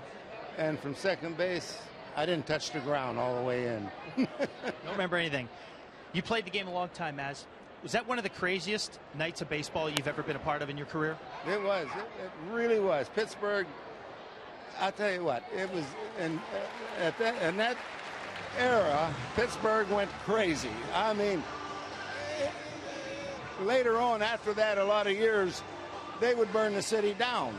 But this was all in fun. Everybody had fun. Every bar sold out. Everybody had a good time. They even brought the drinks out into the streets and had a good time. It was just a fun time. Not like burning couches and burning this and burning cars and stuff. It was, and in those days, it was everything was perfect. Well, Maz, perfect interview, perfect memories, perfect stories. We appreciate your time. Robbie, I got one. Thank Can I interrupt Robbie real Greg quick? Brown has a question. No, I just have a question for you, Robbie, to ask Maz. I'm fascinated by how you obviously asked the question that everybody wanted to know about the home run, and he explained it in detail. How many times does he estimate he has been asked that, and he's so gracious every time? Maz, how many times have you been asked to recall the memory of the home run, and why are you so gracious, Greg wants to know, every time you're asked that question? Because it's a fun thing. It's, you know, I could have been on the other end of it and struck out or something. You know, like some pitchers, like Ralph threw up the home run, and I'm glad I wasn't on that end of it. I was on the good end of it, which is great. That's good stuff. You know, another guy who talks about that, Greg, is Travis Ishikawa. He's been asked about the walk-off home run against the St. Louis Cardinals constantly. He said, hey, it could have went the other way, and I could not be asked about it. So great stuff from Maz recalling the memory. That's pretty impressive. Whoa. How about this play? That's a double whoa. Gonzalez essentially saves Gong an error by having it hit off of him rather than going into right field. Well, he'll still get an error because the out should have been recorded, but it could have been even worse. Yeah, there's nobody, down that line. So that ball is going to go way out there. Everybody gets extra 90 feet at least.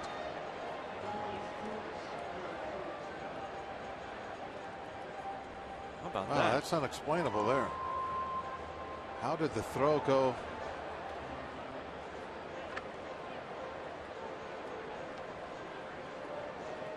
Man, there you go. You can see how far offline it was. Man, and that ball, it's a chance he can score on that. Jung Ho perhaps was trying to lead Walker a little bit. He didn't mean to throw it that far out in front of the back, but I think he was going to try and throw the ball in front of the back so Walker could kind of take it as he was heading a little bit toward third. But he certainly didn't want to throw it out there that far.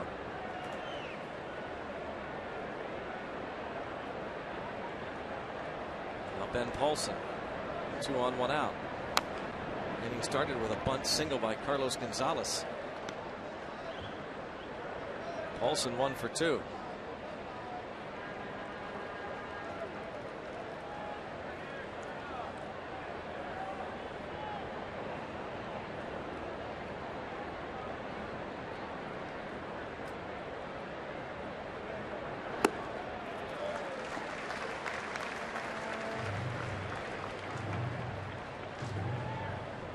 Jay Happ with the bullpen working now as he approaches 90 pitches.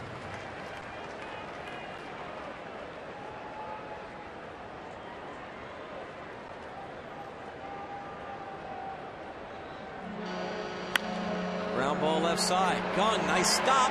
Gets one there.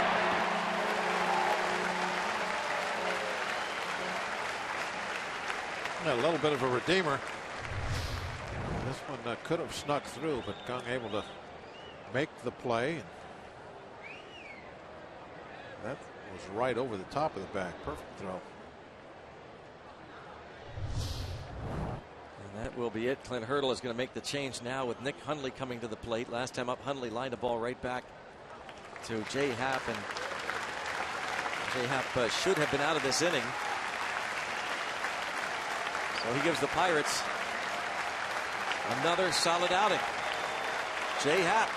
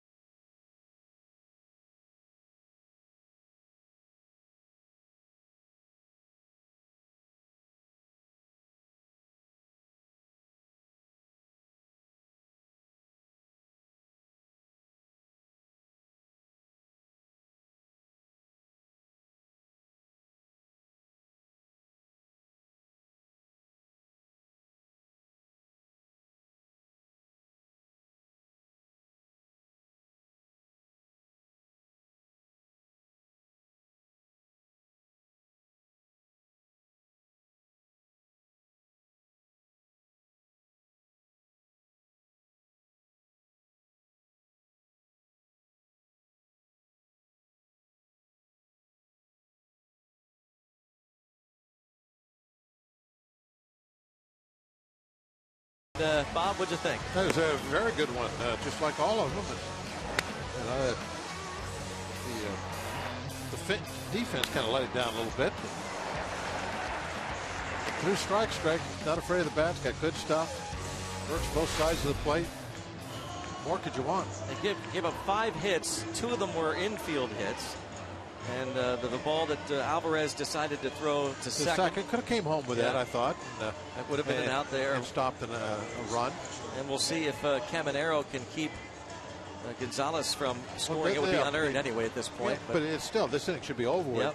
Happ should be in the dugout where he is now, but under different circumstances. So very, very good start. You know, that's another one of those things where you got to watch the game. You got to see how the flow was, what exactly happened. That, you know, just looking at the box score doesn't tell you exactly what he did. Ramirez. That'll do it. Oh, that's all right. Archimedes Caminero didn't waste any time getting Hundley to bounce out. Boy, has he been good. 3-1 Pirates.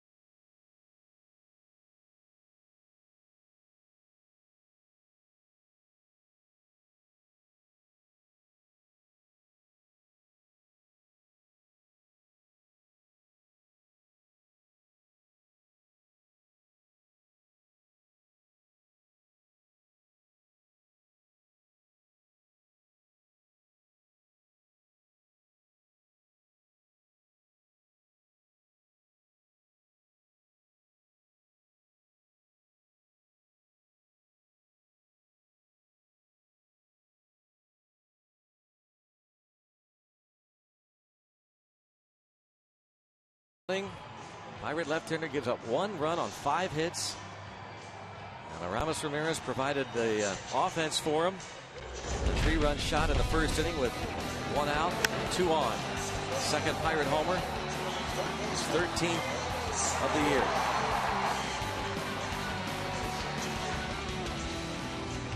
The ticker tape parade in the dugout. That was pretty clever.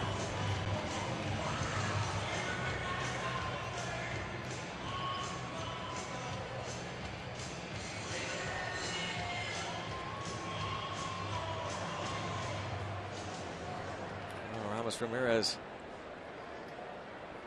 comes to the plate against Chris Russin in the 6th.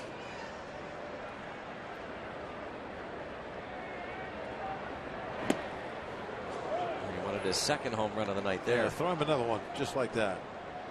I'd like to see him get another chance.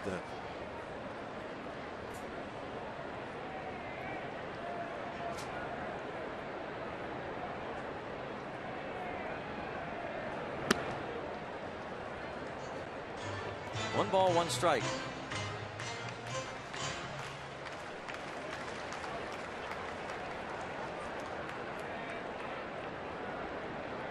Ramirez, then Jung Ho Kang.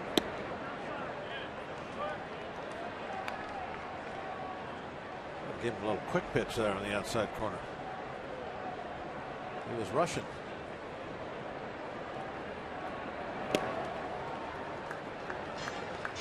Russin was rushing.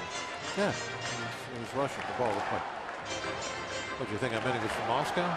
How long did you think about that all day before you got to the ballpark? Did you think about it when you gave the tips to win? Now wait a minute. How did you think about using it as a tip to win? I didn't know he had a quick pitch.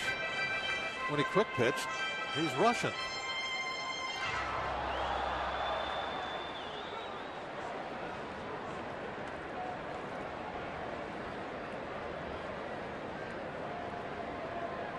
He's from Detroit.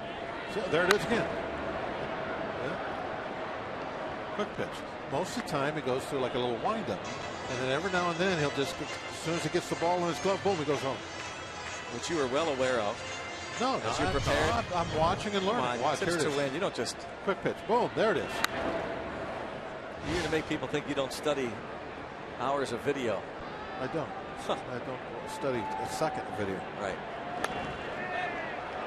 That's one of the guys How in the about truck. this? Are we going to see the pitcher? No, too bad. They're going to call interference. Called Ramos out with interference. We almost had 2 pitchers make putouts right around the mound. You don't see too often.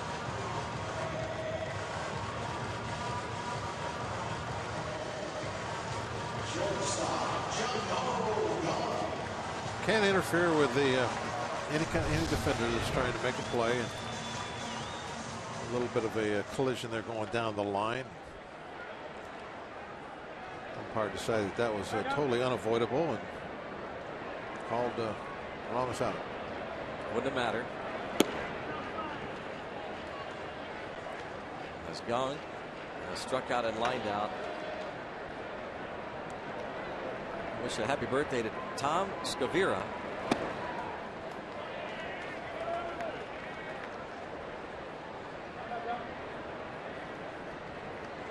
Zach's dad, our stage manager.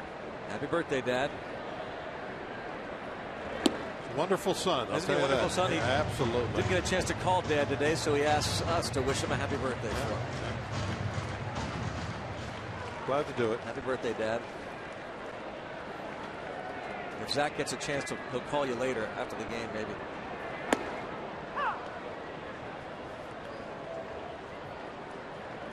I mean, he is busy. He's putting all that video together for you.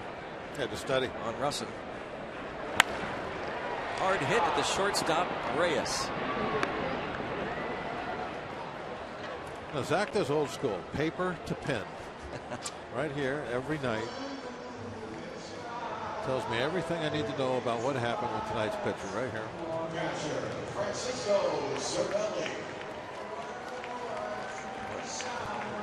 This is what he makes for me every night. The stage manager, Zach, hands that to him. And it's got all kinds at the very of bottom, you'll see the note about occasional quick pitches. That's that little red mark down there. So that's what I get handed to me every night. So when I start spouting off all these things that the pitcher did, it's not me. It's Zach.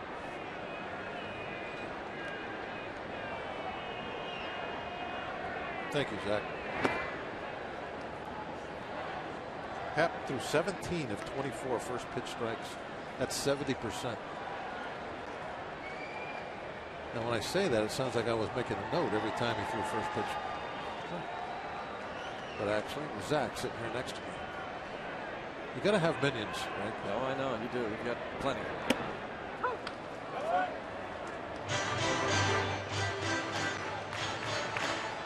One ball, two strikes on Cervelli. You see the pitch count is over 100 for Russin. Just the fourth time this season he's gone over the 100 pitch mark.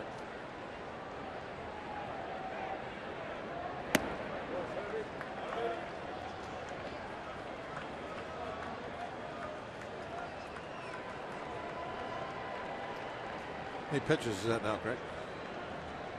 Well, Kim Martin shows us it's 106 on the screen.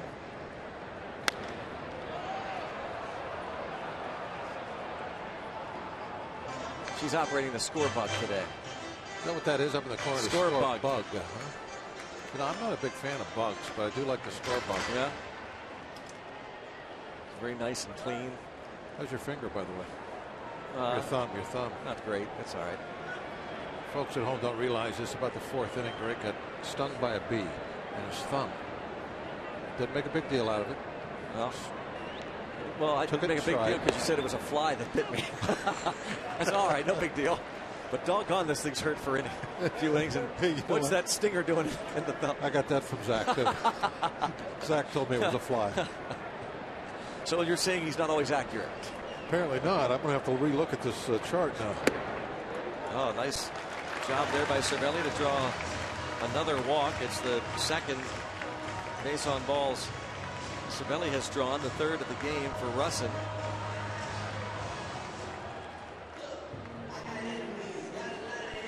And now Pedro Alvarez. He has twice grounded to the right side of the infield. And a trip to the mound. Steve Foster, the pitching coach. Bullpen goes to work now for Colorado. Couple pitchers up. One pitcher, then the coach. Jason Gurka.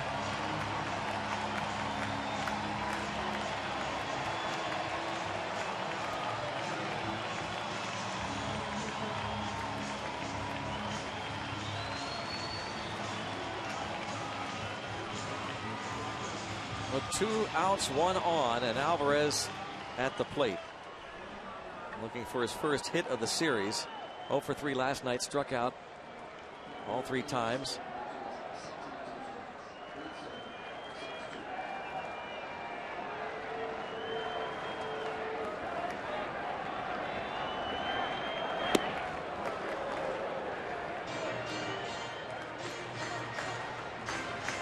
Joaquin Soria up for the Pirates.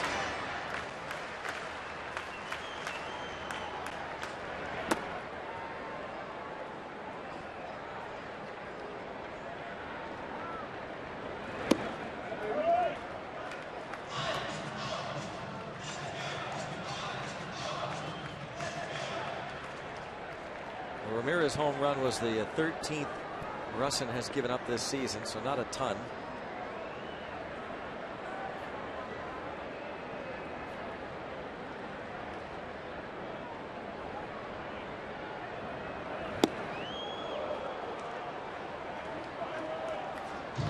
Two.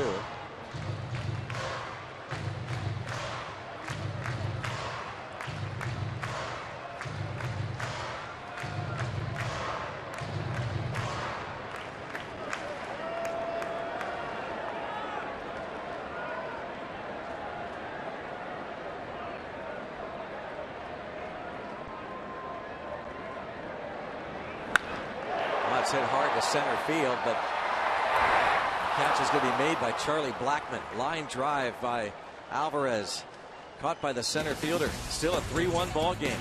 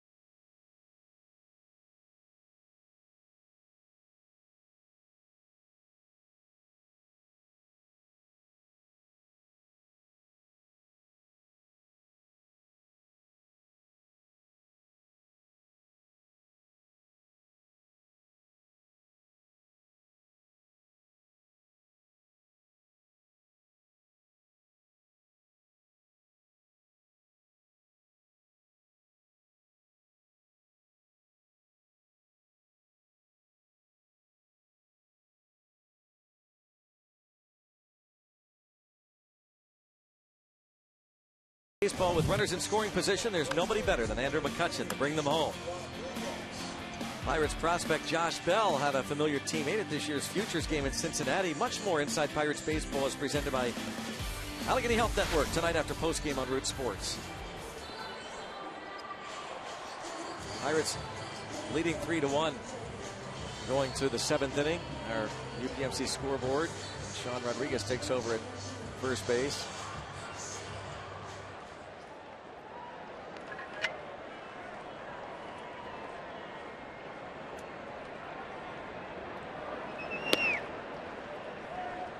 Brandon Barnes has doubled and bounced out.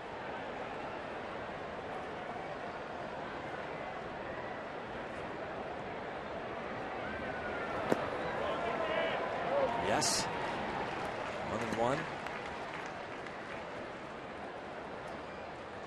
Quite a different look here for these batters after seeing Jay Happ. Lefty. Went 5 2/3. Now Caminero, who took care of Nick Hundley to end the 6th inning. And there's a fly ball to left. 1 out.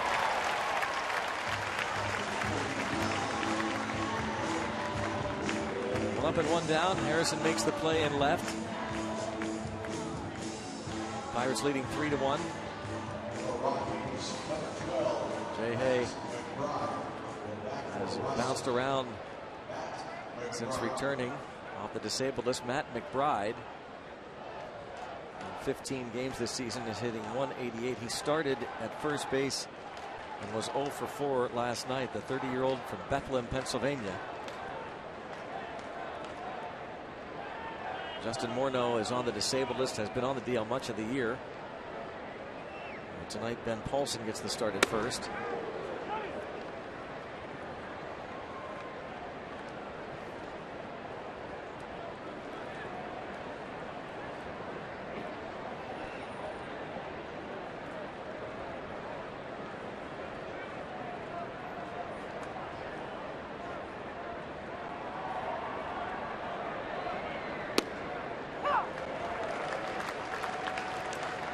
Since Caminero has been out there. 23rd, almost exactly a week ago. Caminero got 2 outs against the Giants and a comebacker. Now, Bob, we talked a lot about Caminero. The Pirates kind of taking a flyer on this hard-throwing right-hander as the Marlins essentially gave up on him. So the Pirates had him in spring training and made the club out of spring training after being picked up for cash considerations in February, and was okay, pretty good the first few weeks, and then really struggled. But boy, recently he has been throwing a ton of strikes and getting a lot of easy outs. Oh, what is the thing that's happening too is it's not just fastball strikes. It's like that little tapper back to him. You have a hitter that's cheating to get to that fastball, so he's really committed to the swing early, and it was a little 89-mile-an-hour slider, and so it was just off the end of the bat, hit weakly. And I think that hard throwers like Caminero sometimes get in a little bit of a trap of just trying to power everybody, especially if they aren't getting ahead of the count. You know, they're thinking, okay, I throw a strike now. And there was a little bit of a streak there where everybody was cheating to get to the fastball, and they were getting the fastball and hitting it hard.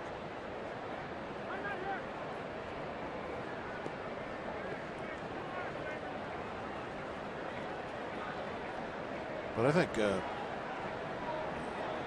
Ray Searage has probably had as big effect on Caminero as anybody we have seen come through here in a few years, as far as settling down and throwing strikes. That's always been. You look back at Caminero, what's wrong? Why can a guy that at times can throw 100 mile an hour, why can't he pitch in the big leagues? Well, that's always been a control. And Ray has really got him bought into backing off and throw more strikes. And I'll add the quiet secret weapon, the Pirates, from that standpoint. I know you'll agree, Yuki Rojas. The players, these pitchers in the bullpen. Oh yeah, especially especially a Latin guy like Caminero. I mean, Yuki is going to have a huge influence on him. I mean, his background in pitching is one of the better pitchers in Cuba. Yeah, I mean, there's just all kinds of different experiences he can relate to and tell these guys about, and people that he has seen. And I think that's a tremendous influence to have out there in that bullpen. And it's not necessarily sitting or working with guys on the mound, because it's hard to do that during a ball game. I don't even know if you should be doing that during a ball game, but it's sitting next to him out there and talking about the game and talking about different hitters and pitchers. Well, they thought they had a strikeout, but the home plate umpire Corey Blazer said that Blackman got a piece of it, so it will remain 2-2. Yep. He ticked it.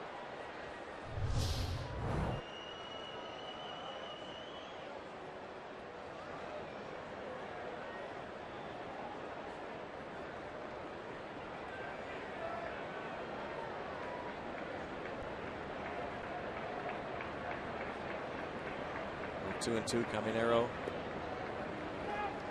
has faced 3 batters retired each. Well, after almost striking out Blackman on that previous pitch, they're going to discuss things here.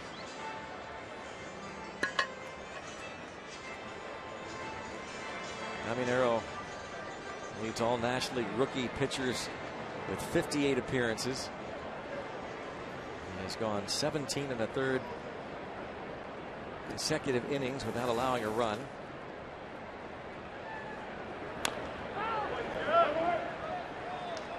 Blackman battles.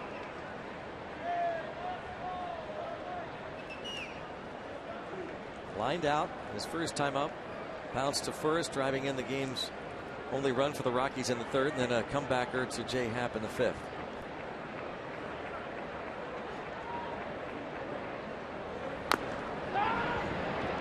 Keeps battling. Staying away from the fastball right now.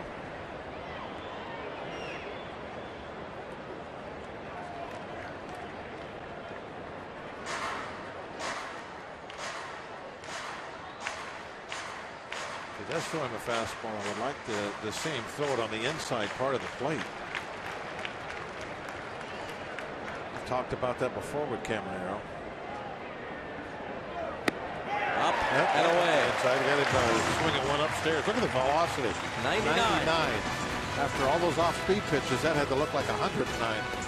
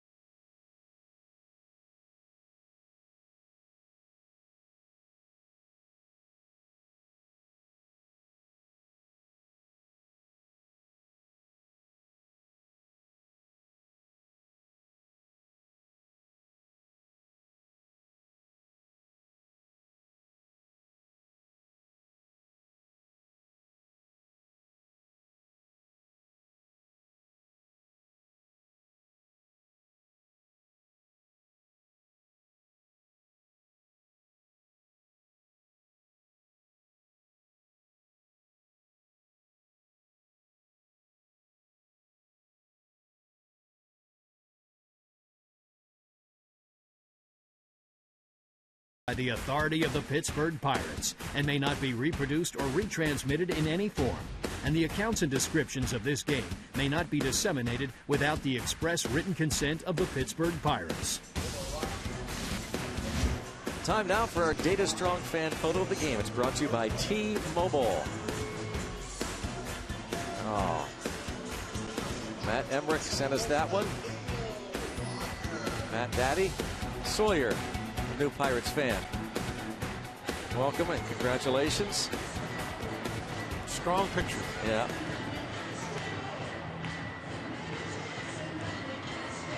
The new pitcher is Jason Gurka.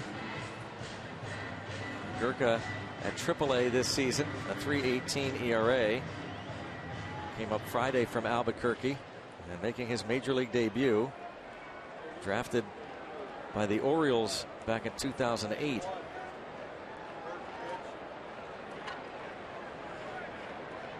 A lot of nerves, I'm sure, for Jason Gurka. Ready to throw his first major league pitch. And he gets Walker to pop it foul out of play.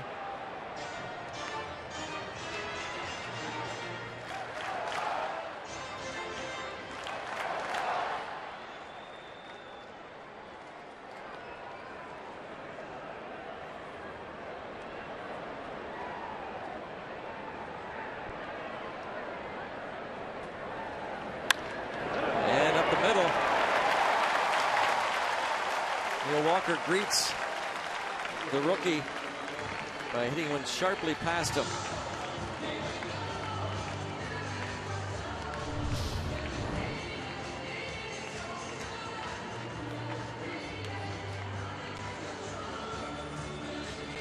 All right, we got something going now with this crisp base hit up the middle by Walker.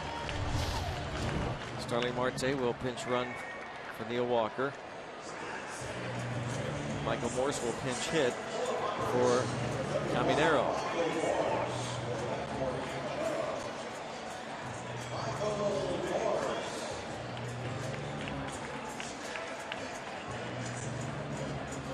Pirates try to add on to the lead. A 3 spot in the first. The 3-run homer from Aramis Ramirez has been it. Rockies scored their run in the third.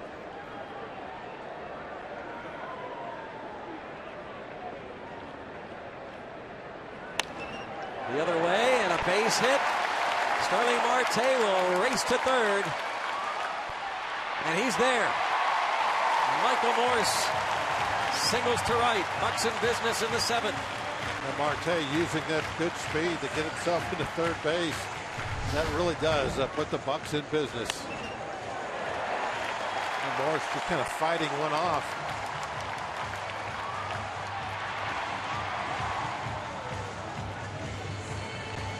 Marte just flying right about now, picking up paper. Not even time for a tag at third, and easy.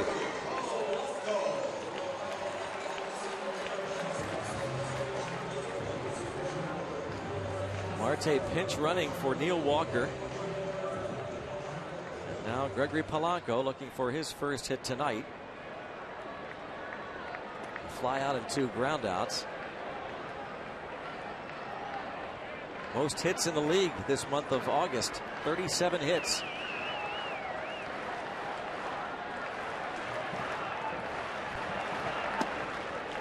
Well, are you surprised in the bottom of the 7th inning that they're at double play depth? They are a very confident offensive team, apparently. Against one of the best bullpens in baseball. Tony Watson is warming up, but they are willing to go down 4-1 in order to get 2 outs here. Watson ready to pitch the 8th.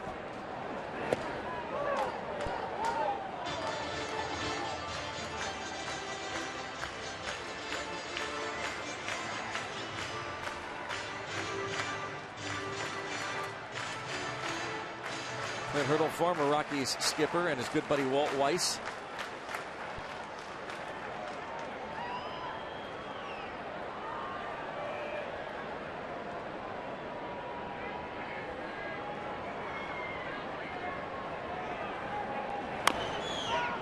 Off the foot.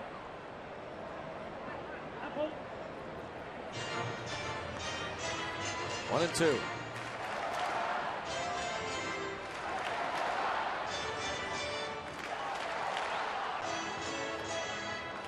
Dodgers and Cubs are underway. 0-0 after one earlier. The Cardinals shut out the Giants 6-0. Pirates need a win to remain 3.5 back of the Cardinals. Cubs are now 5 games behind Pittsburgh.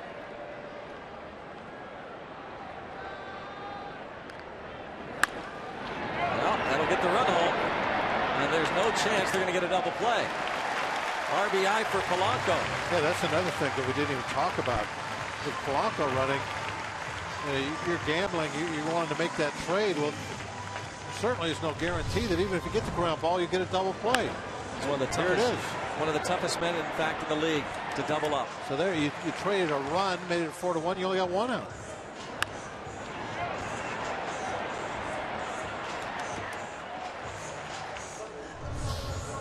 That's going to be it. Walt Weiss, the 3rd-year skipper of the Rockies.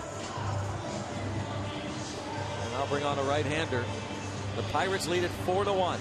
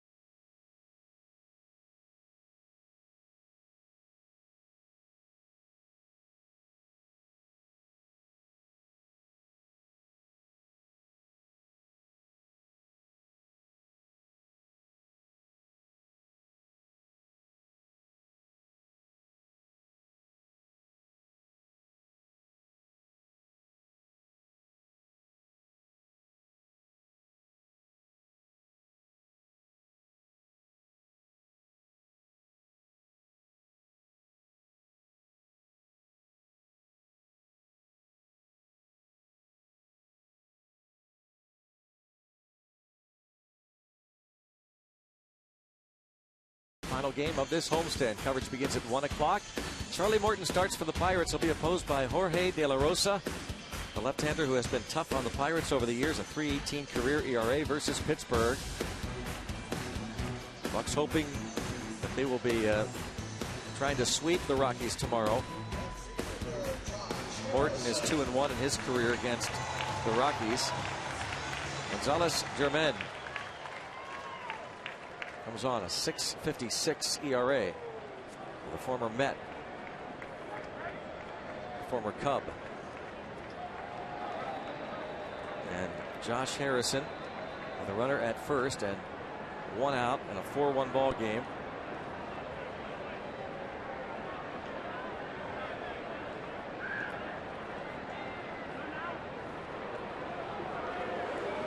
Before they even throw a pitch, they have to chat.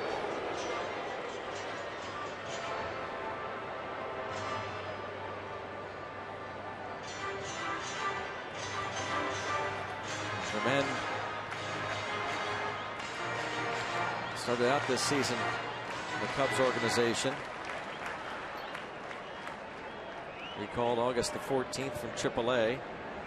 Claimed off waivers July the 7th from the Cubs.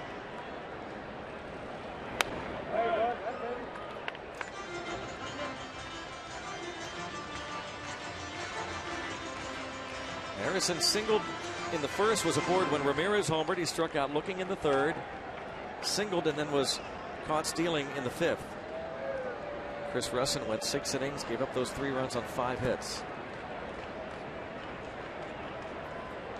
4-1 Pirates lead. Harrison the other way, out of play. As the Pirates look to add some more runs, Clint Hurdle has Jared Hughes up in the bullpen. Might be able to stay away from using Watson.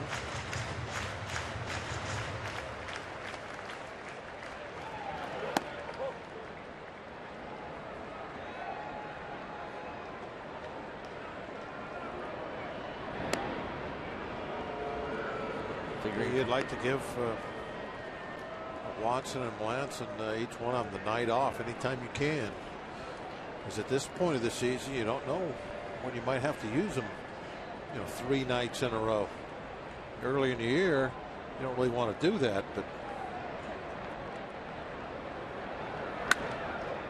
a lot on the line now.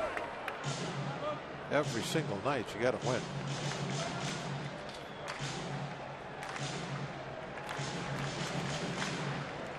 Kind of liked it last night. We played first. Cardinals had to look out the board and say, up, Pirates won. Yeah.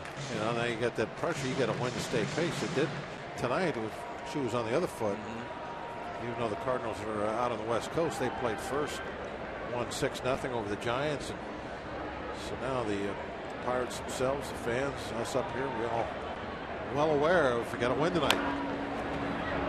Swinging bunt foul.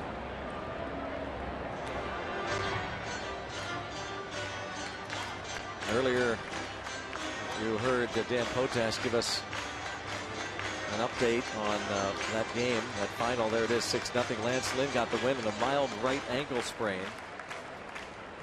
Prevented him from pursuing his first shutout of the season. He left in the 8th.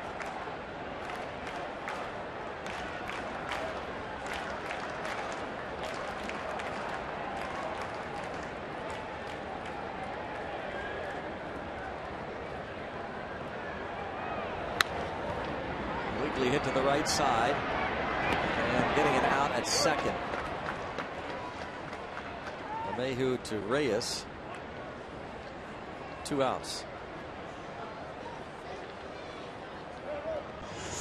Pretty big play by LeMahieu, able to keep Polanco in a scoring position.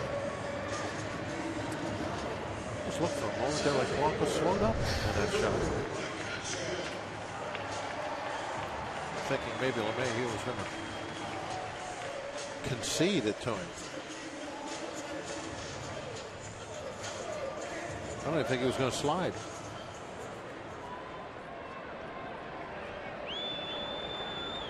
Harrison now at first, and Polanco maybe talking to Marte about that.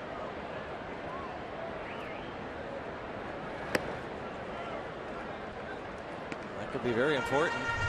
Obviously, Right there, see him? Yeah, Stop. yeah, absolutely. He did. He was stopping and thinking that he was just going to go in standing up because it wasn't going to be a play. And then right at the last moment, he was like, uh-oh, they are going to throw. And it's a small thing, but Pirates continue to try and clean up those little things like base running. Yeah, and Marte does those same type things. Yeah. That occasionally he'll get caught kind of taking something for granted. Right.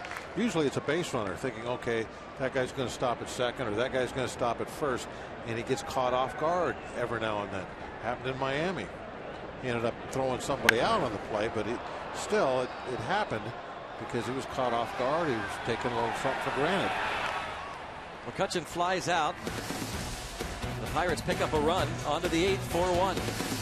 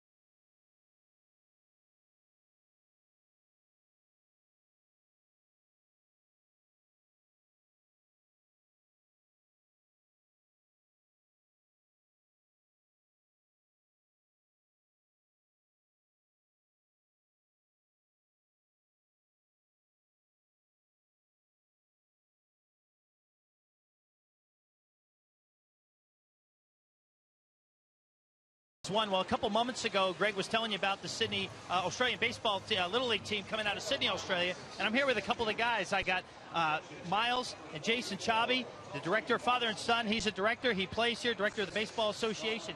Now, you came here to Pittsburgh. What is the experience like watching this Major League Baseball game all the way from Australia?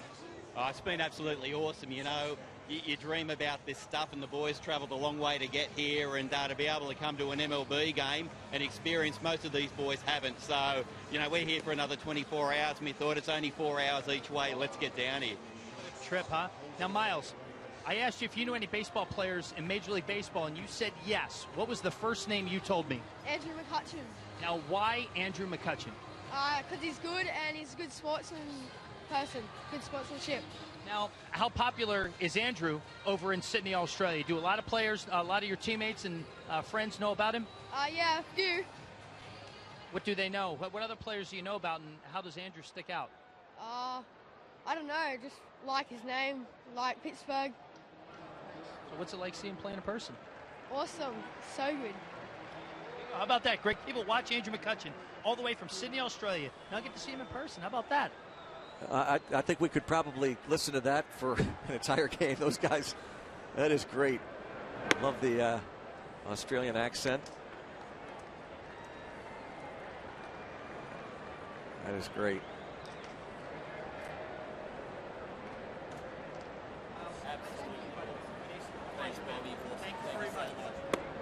Did he say good day?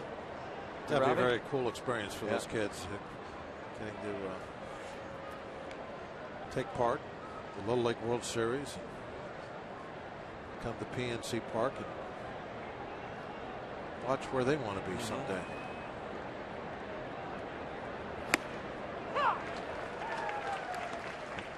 Tony Watson.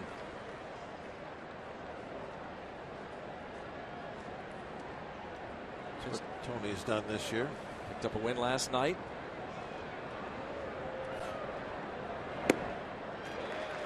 Reyes, remember, led off the 8th inning last night against Watson and singled.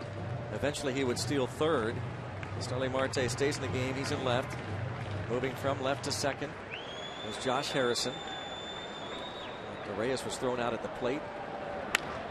And drives one toward left. Marte tested right away. Wow.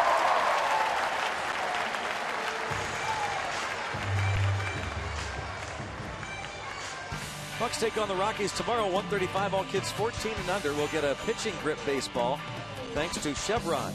Get to the ballpark early. Let the kids explore the #1 Cochran Family Fun Zone on Federal Street. And after the game, kids can run the bases, courtesy of the original pizza logs. For tickets, go to pirates.com.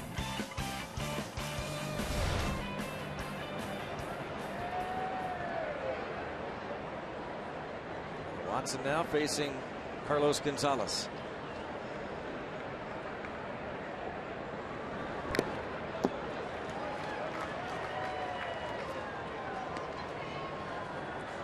Cargo a bunt single in the 6th, leading off against Jay Happ. One of the 5 hits against the Pirates starter. Happ in line to get the W.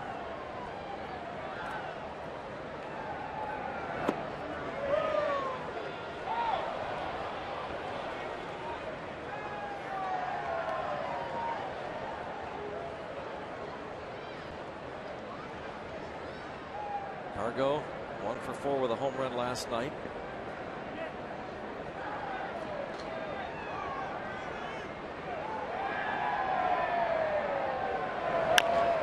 And a chopper.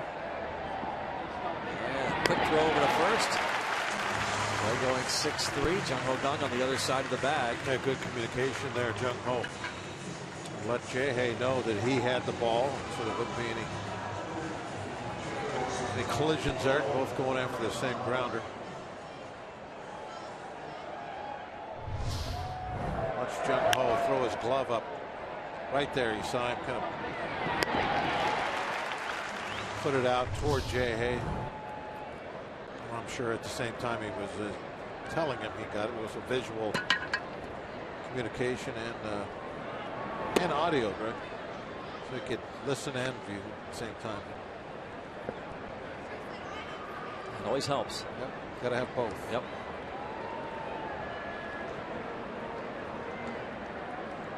Got a bug on you. Get it off.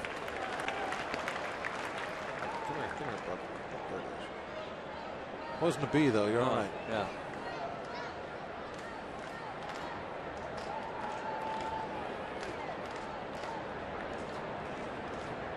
Nolan Arenado.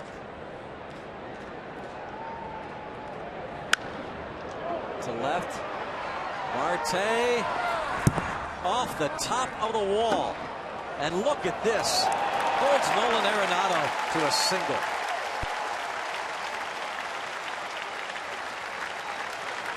You know, I can understand. Well, I know it's a 4-1 ball game. You're not going to test it, but still. I can understand to right field. That's what I mean. I can't understand the left field. I can understand the singles off the right field wall. Right. I don't understand singles off the left field wall.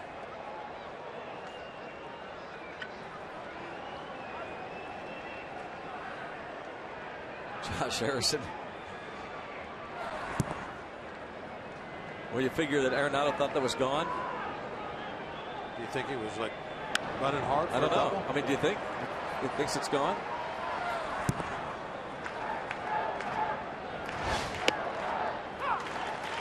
I don't think he thought he was going to have a single. No. Obviously. Starling Marte out and left. Well, we have one of the deepest left fields in baseball. You have a fly ball that hits the wall, you should be at second base.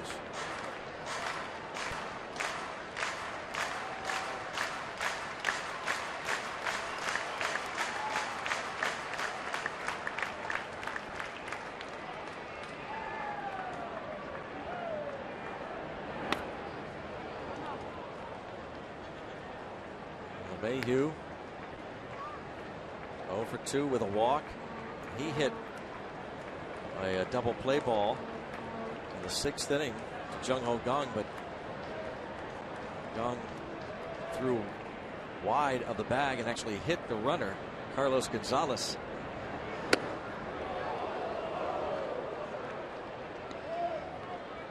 2-2.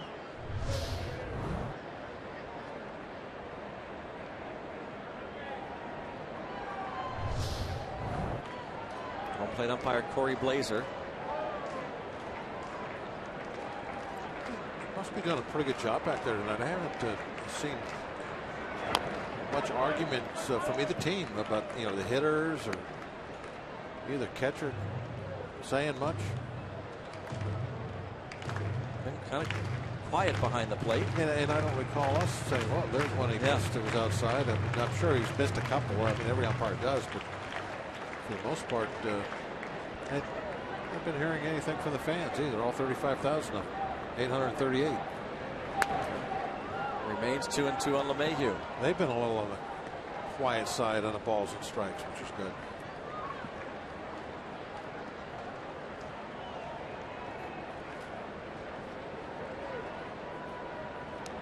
The Miami series, you couldn't say that for those 4 games. Something going on balls and strikes seemed like every night.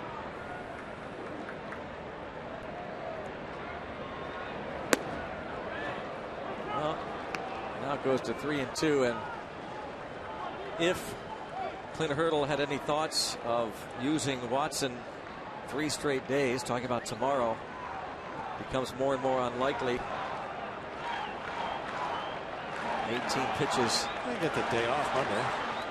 Last night threw a dozen.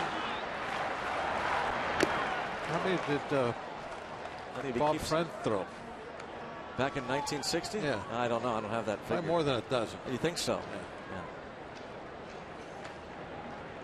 Yeah. Joaquin Soria up rather than Melanson.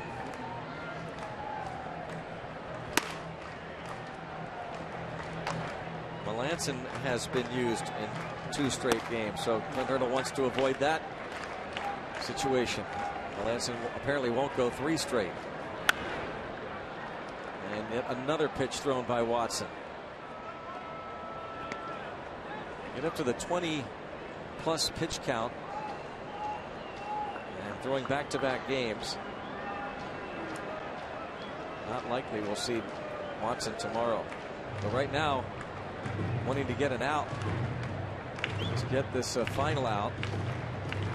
And Hurdle checking in with Ray Searage.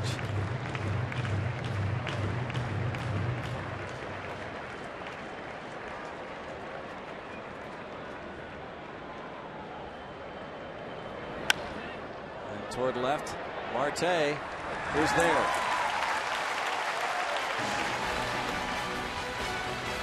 (4-1) Pirates.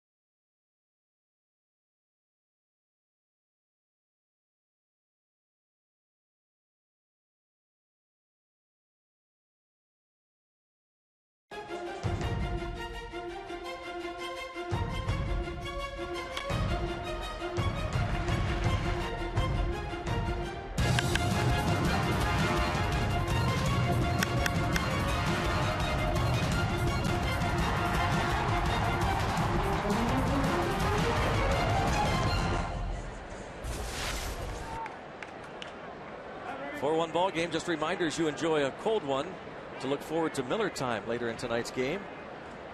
Brought to you by Miller Lite.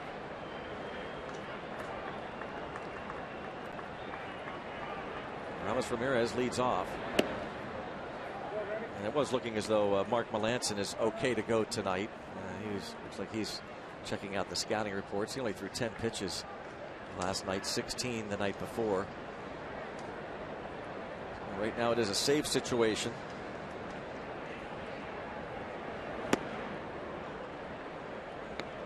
Gonzalez Germain facing Ramirez. 3-run homer in that first inning has stood up, and Mark Melancon is up, so if it remains a 3-run lead as Yuki Rojas goes over the batters that Melancon is scheduled to face.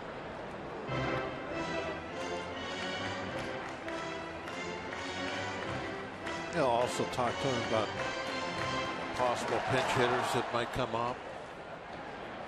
Just make sure that their minds are refreshed, as it's been a day and up to 27 hours, something like that, since when they went over those scouting reports and before the first game of the series. So one of the main things you want to do out there in that bullpen. Guys are getting ready to come in the game. Make sure they have it in their minds who they're going to face and what the scouting reports were on those hitters, what they want to try and do to those guys.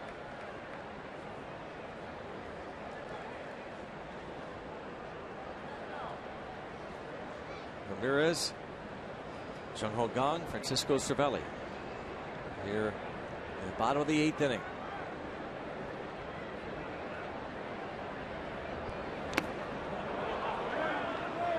Yep, got a piece of it, hit the ground.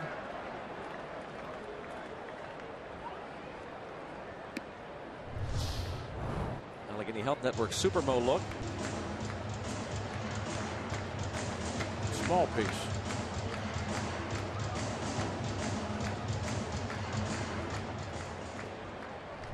Didn't see the ball move much. It was flight toward the dirt. But you're not going by sight there. You're really not watching. You're listening. It's more of an audio thing on the foul tips, right? You're big on the audio stuff tonight. Audio is important. If your audio was working correctly, you would listen. Yeah, you heard 2 ticks. Yeah. The dirt and glove. Right. You know, if you would have paid more attention to audio, you might have heard that bee coming at you. Oh, fun. Well, I see you soaking your thumb. Well, you brought it. Why not? It is a little painful, just so you know. Well, that's why I suggested some ice for it. You want me to drive you home? You be all right? You'll be fine, thank you. Okay. Thanks for your concern. Fly. Oh, you're okay. Fly bit you.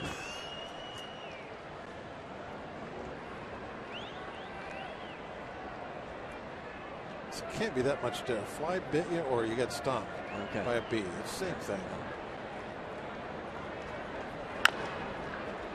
Third base, Arenado. And 1 out.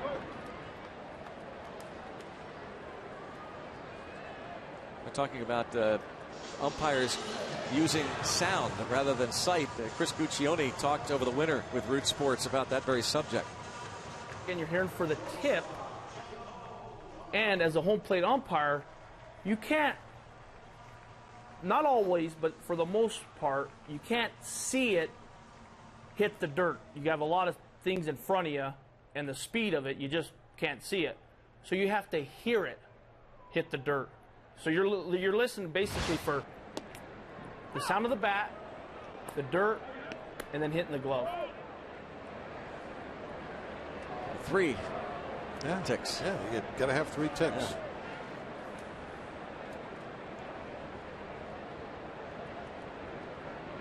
Yeah. Shortstop Reyes. Paulson made sure by tagging Gong, who is 0 for 4.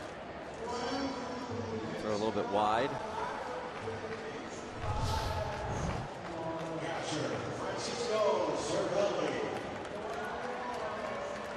He wasn't sure, so he decided to go ahead and make the tag.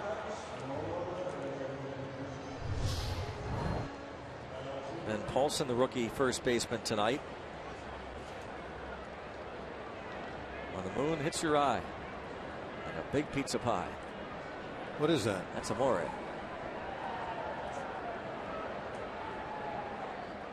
Cervelli has bounced out and walked a couple of times. Pirates retired in order one time tonight. That was in the second.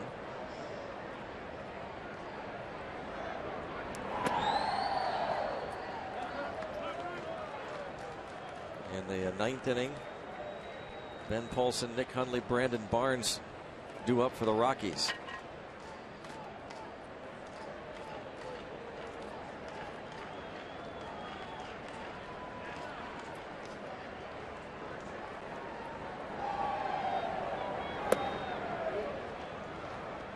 Two balls, no strikes. Cubs get a run against the Dodgers in Los Angeles. They're in the third inning.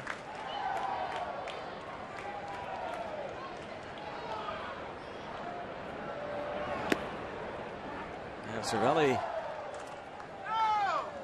looking to walk a third straight time. Washington Nationals were 5-1 winners at home over the Marlins, while the Red Sox beat the Mets 3-1 in New York.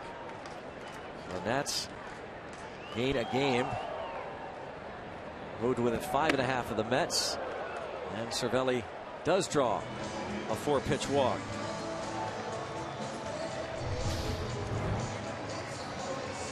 Look at Cervelli skip.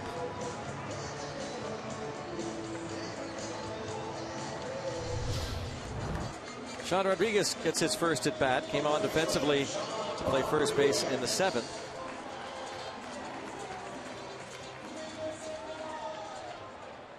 Yankees are leading 3-1 at Atlanta. The Yankees a game and a half back of Toronto in the American League East. The Blue Jays were 15-1 winners over Detroit today. 15, huh? Yep. On runs. The Yankees scored 15 last night, didn't they? That number's come up a lot this year. 15-4 they beat Atlanta last night.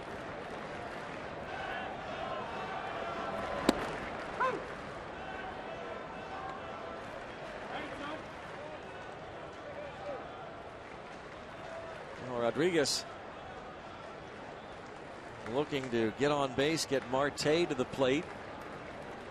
Try and push another run across if possible. And he will get Marte to the plate. It is first and second.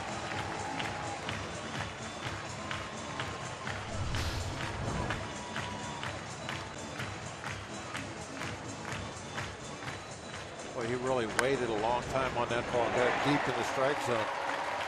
See with that first shot, the contact was made. The ball was right over the top of the back part of the plate.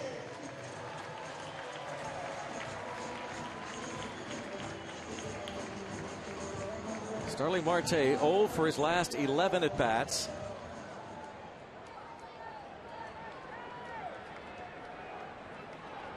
Marte had a rough series in Miami. He went 2 for 21 against the Marlins. A hit will take a save opportunity away from Melanson, and that's just fine with him and the Pirates. They would go up 5-1.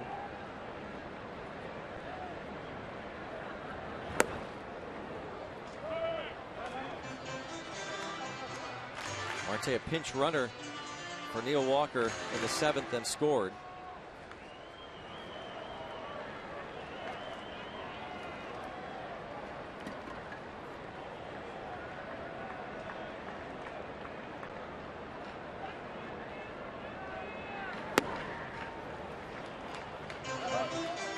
One ball, one strike. Jordy Mercer on deck. He would bat for Watson.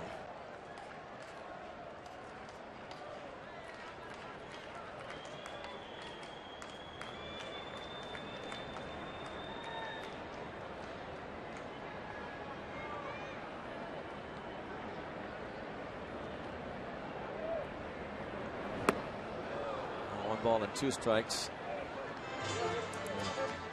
Hoping to get a win tonight, make it 2 straight over the Rockies, and continue their push to the National League Central Division. Keep the pressure on the Cardinals.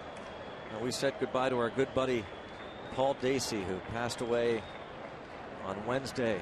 And a bartender at the Lexus Club here since PNC Park opened up, and he was looking forward to the rest of this season, hoping the Pirates would not only reach the postseason but the World Series. Thinking about Paul Dacey and his family, his wife Sandy. A wonderful, wonderful guy. He really lit up the Lexus Club. The folks at Levy Restaurants have a heavy heart this weekend. 2-2. Still 2-2 on Starling Marte.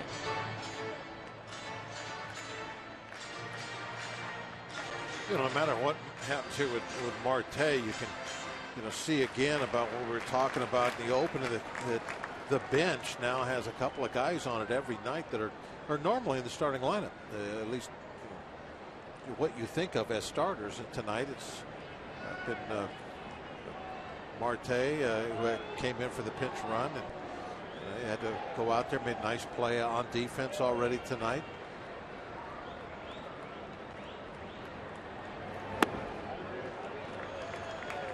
Laid off a close one there. I mean, he's come in late in the ball game. He already had a little bit of an effect on it with that play off the wall, and of course getting the third with nobody out, able to score on the ground ball.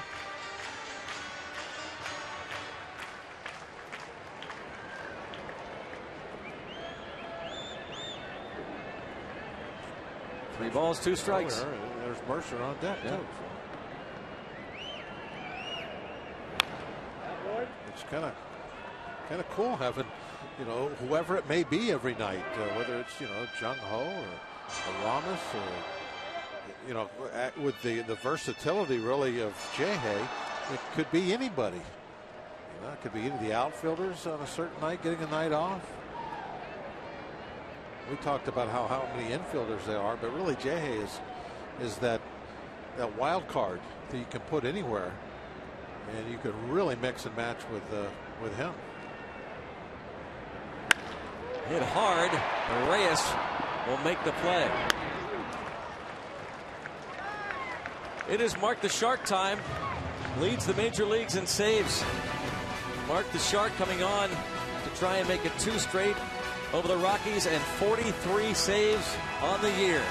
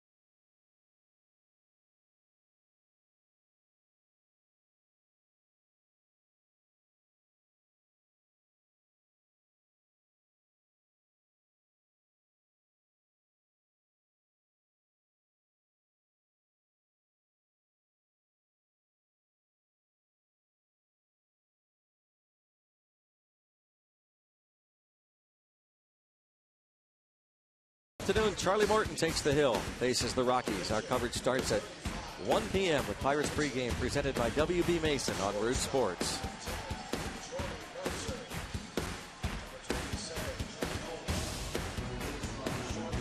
4-1 ball game. cool looking sky tonight. Looking at that full moon. Jung Ho Kang moves from shortstop to third base. Jordy Mercer takes over. He would bat in the 9th spot, which would be due up first in the bottom half of this inning. Hopefully that won't come into play. Mark Melancon comes on to try and get the save. And that's what he's been doing all year, getting the save. It'll be number 43. We can nail this one down. Talked to Clint Hurdle about this yesterday, Bob. We hear, as we do every year, you look for a team MVP. Andrew McCutchen certainly gets probably most of the votes. People talking about Francisco Cervelli, the job that he has done behind the plate. Polanco, Marte. Mark Melancon, to have this guy out there. Oh, yeah. And just lock things up every night. Yeah, you can say the same thing for Watson. Yeah, that's right. Absolutely. I mean, almost every save he has, Watson's handing him the baton. It to him. Gives him the baton every night. Said, here, go ahead. You cross the line with it. I mean, it really is a team effort out there in that bullpen. But Melancon is the anchor man. He's the one that runs it across the line. So again, he's out there for a 3rd straight night. Faces Ben Polson. He had a 1-2-3 9th inning last night for his 42nd save. Did it in 10 pitches.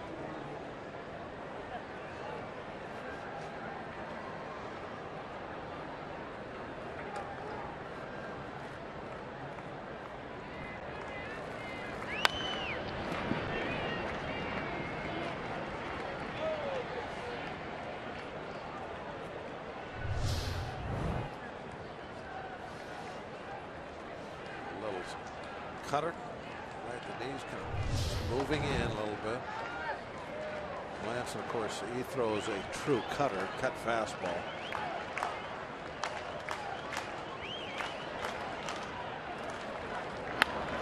Lined into right. Ben Polson with his 2nd hit. Now, Melancon has pitched in 5 of the last 7 days.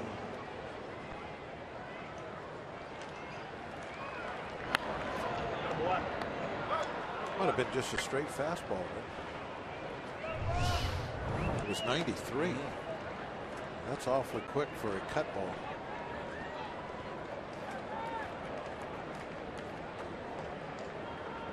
And what Zach thinks. Not giving you much.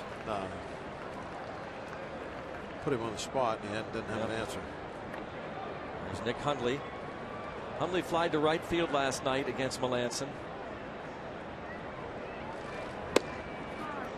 Ball 1. Tonight Hundley has bounced to short, lined a ball off of Jay Happ for a base hit, and he bounced out against Caminero, ending the 6th inning.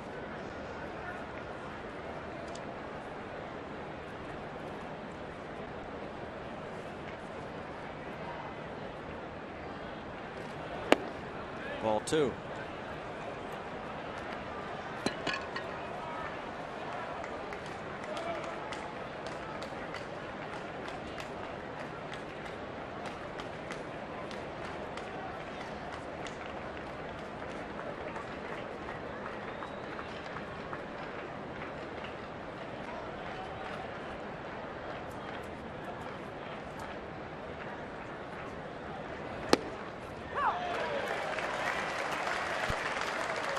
Well, got a call there. 2-1. Yeah, we did that one a little bit outside. Glad we got it. 3-0 count wouldn't be real pretty right now with a man already on.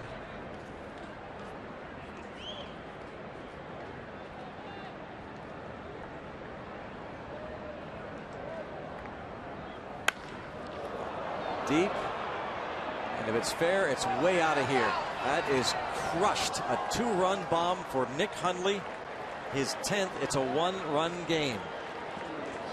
They made the pitch they wanted to. The fastball in. And that's where Melanson threw it. Hundley beat him.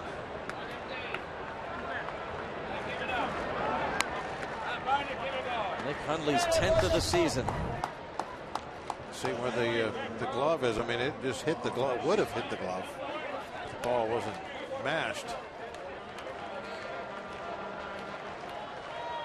It certainly is not a place you want to look when Melanson is out there with the cutters and the curveballs.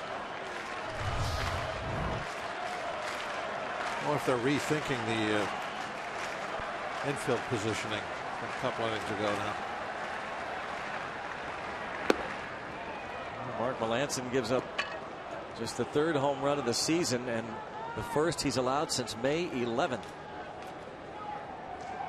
Remember that run that they yep, conceded back in the 7th inning.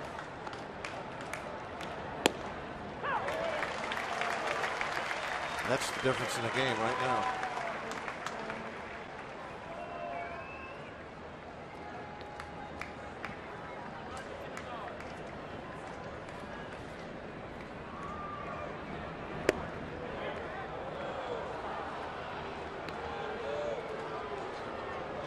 I think that was a strike, Greg. Didn't get that call.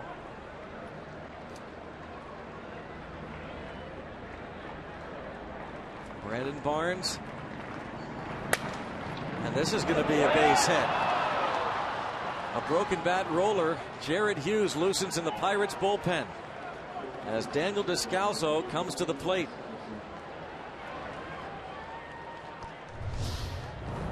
For the Rockies, number 3, Daniel Descalso. Will bat for German. Daniel Descalso. Broken bat single for Barnes. 3 hits. That was a pretty good pitch. It was a cutter that was moving away right off the edge of the bat. Not a whole lot you can do about that.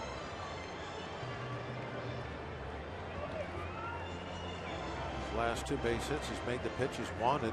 One went over the fence, and this one wasn't hit very hard to make a difference. Still a hit.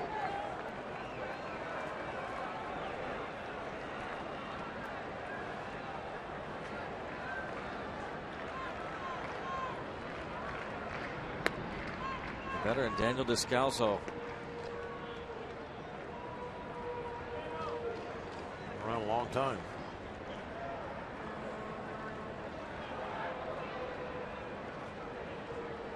.171 average as a pinch hitter for Descalso.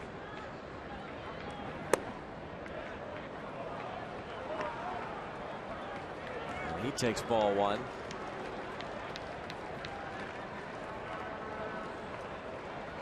One thing we're not seeing a whole lot of tonight from Melanson at this point, curveballs. Yeah.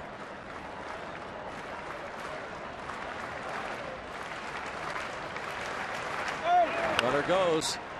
A little pop up might get a chance for 2. Harrison, no.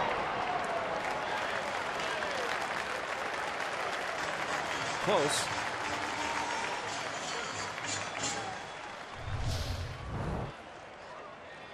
This cutter is well placed. Got right in on the label. Popped him up.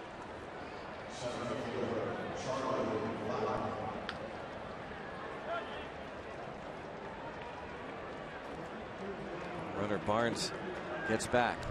He had taken off on the pitch.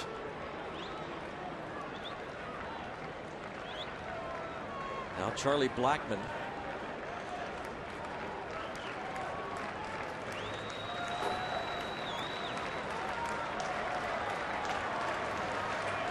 One out.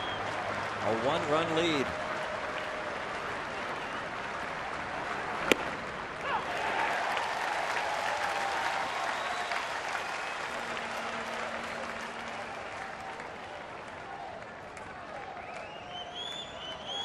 Trying to save it for Happ. Blackmon bounced to first base in the 3rd inning. And hits this to Josh Harrison, how about this way to raise the Jolly Roger? Step on it. Melancon gets the save. Unassisted double play for Harrison. The save and a hug.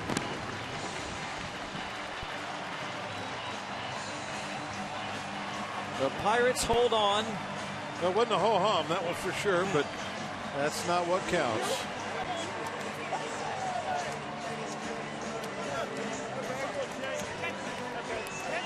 Major League leading 43rd save for Mark Melancon. And our Chick-fil-A double play to end it. Well, after 9 long innings, you get a little hungry. You might as well end it with a chicken sandwich, huh? Brandon Barnes